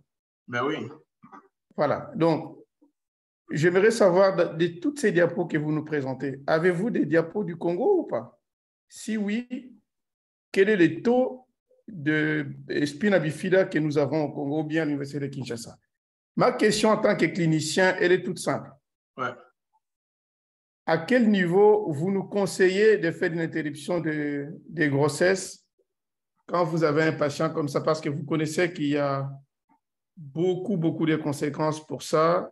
J'en ai quelques expériences et dans ma famille ainsi que quelques amis. Il y a beaucoup de complications sociologiques et psychologiques et puis des divorces et de tout ceci. Je croyais que vous alliez me dire un mot. Quand j'ai vu une des images, vous avez présenté un spina bifida au même moment avec une hydrocéphalie, des trucs comme ça. Quel est le degré de pathologies graves que vous pourriez conseiller aux cliniciens ou aux gynécologues une interruption médicale de la grossesse?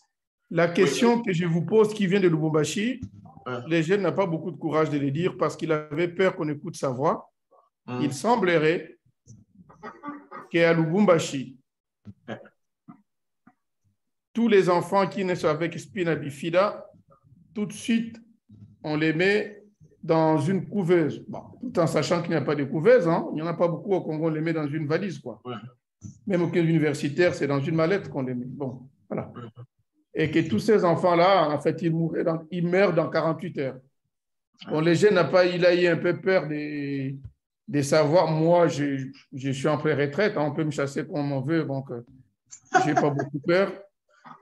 Alors, les collègues qui sont cliniciens, les pédiatres et les gynécologues, pourriez-vous confirmer cette information que des enfants spina bifida qui naissent, même s'il a un score d'Apgar à 10, apparemment, vous les mettez dans des couveuses? Est-ce que si c'est vrai, mais quel est le rationnel? Pourquoi vous les mettez dans des couveuses? Si surtout tu as un spina bifida, comme l'a dit le professeur Mata, c'est beaucoup plus situé au niveau lombaire, L4, L5 ou beaucoup plus bas. Moi, personnellement, je ne vois pas de raison de mettre cet enfant-là dans une couveuse. Merci. Et puis, en fait, pour expliciter, le jeune qui a posé la question, je comprends son souci. C'est sûr que pour être assistant universitaire, il faut passer par une alliance tribalo-congénitale. En fait, son point, c'était de savoir est-ce que les formations que vous donnez, il peut y avoir un diplôme universitaire pour nous, les nuls, en radiologie. C'est un peu ça, un peu son idée, quoi, voilà. Oui, il y a eu beaucoup de questions. D'abord, la première partie, c'était par rapport au dia que je présente. Ce sont les images que j'ai eues ici. Parce qu'il faut dire que j'ai quitté Kin il y a à peu près 10-12 ans. Quand je suis là, c'est beaucoup plus les enseignements. Parce que je ne suis pas à l'université, je n'ai pas trouvé beaucoup d'écho. Et quand je vais là-bas, bon, c'est vraiment rapide. Peut-être à la prochaine, je vais passer beaucoup plus de temps scanner avec les assistants pour faire la partie pratique. Donc, les images sont d'ici. Mais vos collègues, ils le font, ils ne le font pas. Hein? Vos collègues, là, ils le font, ils ne le font pas. Ça dépend de l'institution. Je ne sais pas aux cliniques universitaires, mais à la cité, je ne sais pas qui fait les échos, du rachis. Est-ce que ce sont les néonatologues ou bien… Tout à l'heure, je parlais avec un professeur, non, 2 heures avant la présentation, avec un professeur de pédiatrie. Il m'a dit qu'en pédiatrie, ils ont formé je ne sais pas, même un assistant, un spécialiste. C'était la seule personne qui faisait les échographies du crâne et de la colonne. Mais il est parti en formation en France à Tikal Naikuna. Maintenant, il faut former une autre deuxième personne. Donc, ça veut dire que il y a des domaines pareils où on pense que c'est le pédiatre qui fait et le pédiatre pense que c'est le radiologue qui fait. Entre les deux personnes le fait. Donc, bref, personne ne le fait. Oui, oui. D'où l'importance de l'hyperspécialisation pour boucher un peu ces trous-là au niveau de l'échelle nationale. C'est vraiment important. Maintenant, par rapport à la termination, à la termination de la grossesse, ça dépend de la complexité des lésions. Ce que nous faisons ici, je ne sais pas au Congo comment ils s'y prennent.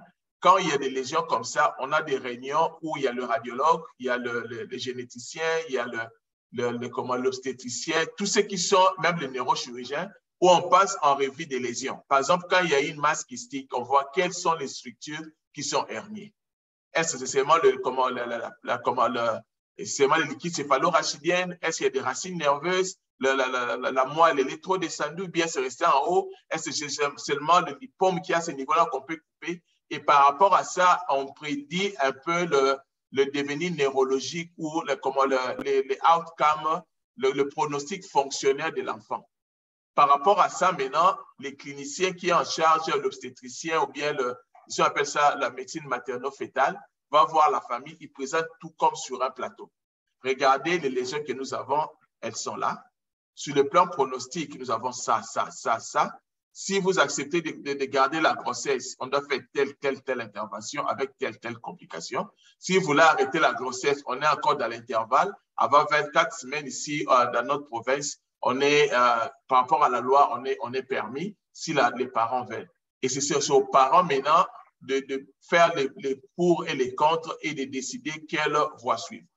Maintenant, voilà pourquoi à l'origine, quand je voulais parler de cette présentation, j'ai cherché un chirurgien pédiatrique au Congo avec qui on pouvait faire cette co-présentation parce qu'il faut avoir l'expérience locale. C'est facile, comme je suis ici, on a tout l'arsenal technique ici, c'est facile, mais ceux qui sont au pays, parce que ce sont les enfants, ce sont des chirurgies vraiment très minutieuses, c'est très complexe, ça dépend de training vraiment avancé. Donc, je pense qu'on aura besoin de chirurgiens locaux pour nous donner leur son de cloche. Mais sur le plan des lésions, quand c'est des masses compliquées comme le tératome sacro-coccygeal, s'il y a des lésions, par exemple le syndrome de Corarino, et qu'il y a au niveau des gonades, on ne sait pas retrouver, c'est une fille, c'est un garçon, des lésions très compliquées comme ça qu'on ne saura pas réparer dans nos milieux, moi, je conseillerais sous réserve de la volonté des parents de terminer la grossesse. À moins que ce soit une grossesse précieuse, ils peuvent aller à l'étranger pour avoir des chirurgies appropriées. Mais même ici, les devenirs, comment les pronostics n'est pas toujours meilleur. Donc, c'est vraiment délicat. Pour la question sur le spina bifida à Lubumbashi, je ne sais pas s'il y a des gens de Lubumbashi qui peuvent répondre à cette question. Bon, moi, je suis un ancien de Lubumbashi. Hein. Et je me suis permis d'intervenir comme ça. Oui, oui, oui. Et j'ai fait mes études à Lubumbashi. Je ne crois pas, peut-être que entre-temps, il se passe ce genre de choses, mais même quand j'étudiais, il y avait des cas de spina bifida dont on nous parlait au cours et qu'on pouvait soigner, on les laissait pas comme ça, sans prise en charge. Ça m'étonnerait, hein? Mais il se passe. Mais vous faisiez quoi? Qu'est-ce que vous faisiez? Mais ça dépend. D'abord, on n'avait pas, à l'époque où j'étudiais, les mêmes moyens diagnostiques aujourd'hui. Hein? À part la radiographie conventionnelle, on n'avait pas d'échographie, encore moins le scanner et l'IRM qui n'existaient pas partout au Congo d'ailleurs, dans les années 80, hein, quand j'étais étudiant. Donc, vous ne faisiez rien? Mais où est-ce qu'on pouvait faire quelque chose, ou à Kinshasa, ou en Brousse? Vous n'avez pas d'abord le moyen diagnostique. Sur le plan clinique, cher ami, je ne vous condamne pas, parce que j'ai des patients qui viennent qui ont le spina bifida. Il y a une qui a 23 ans, que j'ai réussi à ramener ici, la fille d'un ami, et il y a l'autre qui a 17 ans. Docteur, ça, ce sont des cas personnels. Est-ce qu'il y a une prise en charge, même pour beaucoup d'autres pathologies chez nous, est-ce qu'on a les algorithmes vraiment de prise en charge qui sont clairs? À part la malaria, on n'en a pas. Donc, dans des maladies comme ça ou des malformations qui sont rares, on trouve chez quelques-uns, dans un pays où on a d'autres problèmes plus importants. La malaria, ce n'est pas des choléra qui arrivent, des épidémies qui nous tombent sur la tête. Je ne sais pas si les pouvoirs publics ont les moyens de consacrer, n'est-ce pas, des moyens à ce genre de choses. Bien sûr, c'est un cas particulier, il faut le prendre en charge. Mais je ne crois pas qu'il y a 10... Je vais terminer par là. C'est qu'il n'y a pas 20 spina bifida dans un hôpital ou dans la région qui doivent nécessiter une prise en charge particulière. Les quelques rats qui arrivent, comment est-ce qu'on les prend en charge? On ne peut pas savoir. Non, mais en fait, moi, je ne discute pas. Je voulais juste dire que les topos, quand nous partageons au Zoom, comme l'a dit le professeur Mata, la science maintenant est libéralisée. Et ça nous permet aussi de voir la prise en charge que nous prenons. Moi, je suis nul en radiologie. Hein. Je ne sais même pas dire un cliché des radiothorax. Hein. Mais j'essaie d'être assez court tous les jours pour apprendre. En fait, le point, c'est que je pose une question, ça ne me concerne pas du tout. Hein. En fait, votre façon de répondre, je comprends ce que le jeune a dit. C'est-à-dire que quand ces enfants-là naissent, comme on sait qu'on a beaucoup d'autres choses à faire, on les met quelque part pour mourir. C'est ce que le jeune m'a dit clairement. Oui, effectivement. C'est tout simplement ça. Oui, oui, le professeur Mata l'a dit. Nous sommes des radiologues. Donc, nous sommes des prestataires de services. Ces enfants-là qui ont des malformations, avant d'arriver chez nous, ils sont d'abord pris en charge par des cliniciens. Il faut qu'il y ait un diagnostic clinique. Et ça, c'est très important. Le professeur l'a même évoqué. Il faut qu'il y ait des chirurgiens, des bons pédiatres qui posent le diagnostic clinique et nous venons confirmer qu'on nous réfère. Nous répondons aux questions des cliniciens. S'il y a un déficit de formation à ce niveau-là, comment nous n'allons pas aller frapper à toutes les portes, un radiologue, pour pouvoir faire des explorations, une échographie ou quoi que ce soit. Non. Mais comment est-ce qu'on prend en charge ces personnes qui ont des malformations, non seulement le spina bifida, et toute autre malformation? Moi, je vois des enfants avec des malformations, des visages déformés, des grosses tumeurs, des améloblastomes qui déforment le visage. Ils sont pris en charge comment? Donc ça, c'est une personne, je ne sais pas, à mon avis, la question nous dépasse un peu, nous. Dépasse un peu le cadre ici. Oui. Si nous pouvons nous limiter au sujet du jour ici, effectivement, le professeur Mata nous a donné le diagnostic, nous avait présenté quelles sont les démarches pour arriver à reconnaître et à poser le bon diagnostic dans le cadre de ces malformations. Si vous pouvez se limiter à ça. Je Merci me permets beaucoup. Voilà. Il y a Dr Bofumbo de Lubumbashi qui a posé 3 questions. Différence entre kyste filaire et ventricule terminal. Je dirais, prenez ça comme synonyme. Parce que les deux, c'est vraiment à la même région. Les deux peuvent avoir des morphologies similaires à l'échographie et les deux sont cliniquement inutiles. Donc, il ne faut pas vous efforcer à différencier l'un de l'autre. Vous risquez d'être faux pour rien. Donc, prenez ça pour synonyme. Maintenant, les hygromes kystiques, à quel niveau, je ne sais pas. Place de l'échographie morphologique du rachis, car la plupart des malformations sont décélables à initero, justement. Ce que je disais, par rapport au rachis, il y a 2 coupes que j'aime avoir quand je fais, d'abord, quelqu'un parlait de la... Ici, je fais aussi de la radiologie générale, en fait. Parce que dans ma formation, je fais la neuroradio quand j'étais au Japon. À Toronto, j'ai fait la neuroradio pédiatrique 1 année, et puis une autre année, je fais la radiologie pédiatrique générale avant d'aller faire la radiologie cardiaque à Chicago. Mais dans la vie de chaque jour, il y a ce qu'on a, parce qu'ici, les radiologues sont payés, pour la plupart sont payés par les nombres d'examens vus.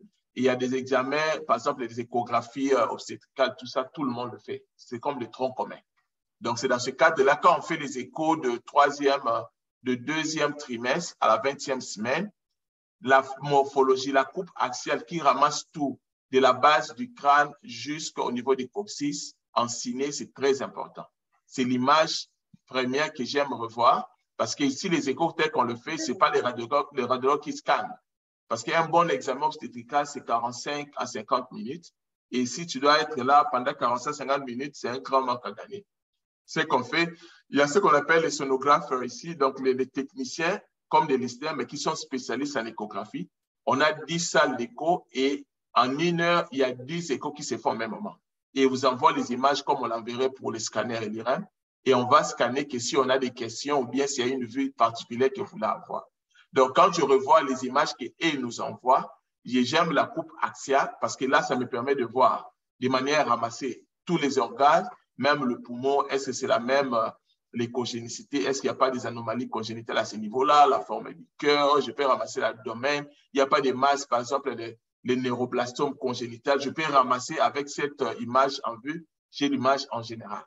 Et j'essaie de voir la peau derrière la colonne. Est-ce que la peau, elle est intacte? Avec ça, si elle est intacte, du moins, je sais que je n'ai pas affaire à spina bifida occulta. Et puis, je vais prendre l'image axiale avec le dos tourné vers la sonde, c'est-à-dire vers le haut, vers la partie dorsale normalement. Et de là, je vois, la continuité de la peau.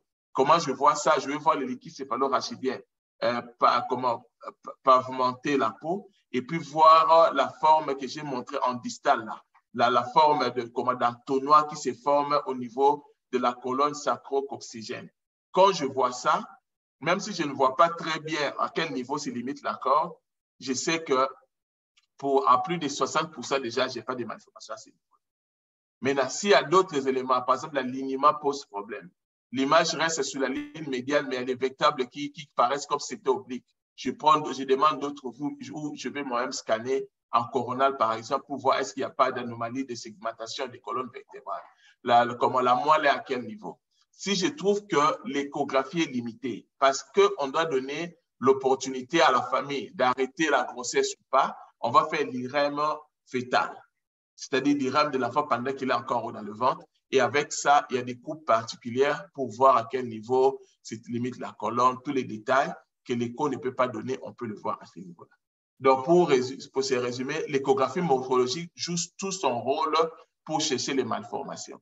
Si vous avez les lésions suspectes, on passe à l'IRM en prénatal. Ou alors, si on trouve que c'est une lésion qui est compatible avec la vie et que non très loin et qu'aucune chirurgie va être faite avant la naissance, on fait soit l'échographie postnatale pour commencer avec ça, à la période néonatale, pendant que l'enfant est né. et puis on voit les lésions qu'il y a là et on détermine est-ce que l'intervention, on en a besoin maintenant ou ça peut attendre, est-ce que c'est l'IRM qu'on doit faire maintenant ou bien on fera l'IRM quand il aura 3 ans et tout ça, ça vient après débat entre spécialistes qui seront impliqués dans la prise en charge. À part ça, il n'y a pas ici. OK. Donc, c'était la question écrite. Je vois qu'il nous reste 1 minute. Je ne sais pas s'il y a un commentaire ou bien il y a une question pendant la minute qui nous reste. Professeur, est-ce que j'ai droit à la parole pour ajouter? Oui. Oui, j'aimerais rajouter à ce que vous avez dit. Dans les pays développés, comme en France, par exemple, là où j'ai un peu plus d'expérience, quand la femme elle est enceinte, il y a toujours une échographie qui est obligatoire entre la 24e et la 28e semaine, c'est une échographie de dépistage. Actuellement, c'est systématique. Toute femme fait cette échographie de dépistage. Dès que quelque chose est remarqué, elle est envoyée sur un radiologue maintenant, anténatologue. C'est lui qui va continuer à poursuivre la grossesse et va voir la malformation qui a été détectée et essayer d'approfondir son examen. Faire une échographie, faire comme ça des échographies souhaitables.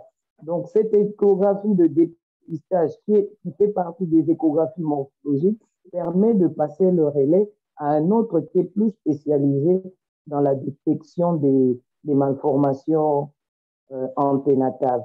Et donc, du coup, il y en a certaines qui nécessitent à ce que l'on fasse des IRM anténatales, puisque ce n'est pas toutes les malformations pour lesquelles on est obligé de faire une IRM anténatale à la dame. Voilà un peu le petit rajout que j'allais faire sur ce que vous avez dit. Merci. Merci beaucoup. Je pense qu'il est 18. Professeur. Oui, oui. Professeur, s'il vous plaît, professeur. Oui. La question, c'est du docteur Manika. Oui. Quelles dispositions vous prenez pour former les jeunes assistants qui peuvent constituer vos espoirs demain? En fait, il y a beaucoup d'initiatives dans ce sens-là. Il y a des formations comme on le fait maintenant. Il y aura des ateliers à Kin où on va former de manière pratique, mais il y aura aussi des stages qui seront organisés parce qu'il faut aller par étapes. Voilà pourquoi à ce niveau, peut-être à partir entre septembre et décembre, vous allez voir beaucoup de professeurs canadiens défiler, mais européens aussi, parce qu'il faut créer un cadre de contact, qu'ils comprennent l'initiative, qu'ils soient là, qu'ils comprennent le besoin et qu'ils viennent former les gens sur place. Et ceux qui vont se distinguer par rapport à l'intérêt, par rapport au dévouement, par rapport au niveau scientifique, ils peuvent obtenir des stages et c'est comme ça qu'on doit aller. Mais c'est difficile comme ça de recommander quelqu'un que moi-même, je n'ai pas vu pour un stage que quelqu'un qui n'a pas encore vu le milieu, c'est très compliqué. Donc, il faut créer un cadre où il y aura des contacts entre les experts parce qu'il faut dire que c'est eux qui ont des fonds. Moi, je n'ai pas de fonds pour faire venir 10 personnes, mais ces profs-là, surtout des grandes universités comme Montréal, Toronto, ils ont des fonds, ils peuvent subventionner des projets de PhD, de stages cliniques, même en Europe, il y a moyen. Donc, c'est un processus. Nous venons de commencer avec le Zoom. On va créer un cadre où toutes ces personnes-là vont défiler, mais aussi les radiologues congolais qui ont des postes de commande à l'étranger, qui étaient un peu sceptiques avec avant avec les groupes Akin. Mais maintenant, là, dans ce cadre, on est là, il y a certains qui ont déjà présenté, il y en a d'autres qui vont venir. Et c'est ensemble avec eux qu'on va créer ces mouvements-là pour voir comment on va aider. Mais je pense que ce que nous allons faire comme contribution restera minime. C'est l'État qui doit s'investir. Ça, on ne peut pas s'en passer parce que même si on appelle quelqu'un pour se former, il rentre, il n'y a pas d'IRM, il n'y a pas de scanner normal, l'échographie, Zambabulu et que tout ça, ça sera vraiment l'épée dans l'eau. Donc, c'est comme ça. C'est un problème qui est très complexe. Je comprends votre souci et tout le monde, même ceux qui sont à l'étranger, tout le monde paye, je ne sais pas combien de jours de la semaine pour préparer ces cours, justement pour contribuer tant soit peu à la formation de la relève qui est au pays. Mais je pense qu'on a besoin beaucoup plus d'initiatives, surtout de la part du gouvernement. Merci beaucoup. Je pense que pour aujourd'hui, on a fini. On est déjà, ça doit être 23 heures à Lubumbashi. Et on va voir le lundi prochain ce qu'on va faire. Et au mois de septembre, il y a beaucoup de présentations très intéressantes pour le mois d'août, mais ça va être selon leur disponibilité. Et au mois de septembre, on commence des cours systématiques jusqu'à ce qu'on trouve une autre stratégie. Merci beaucoup et bonne soirée à tous et bonne fête à tous les parents. Et je pense que beaucoup de gens ne sont pas là parce qu'ils sont dans des fêtes avec les parents, ils ont été allés dans des cimetières, ça s'explique. Donc, lundi prochain, je pense qu'on fera le carton plein encore. Merci beaucoup et bonne soirée. Merci, bonne soirée. Merci, au revoir. Bravo.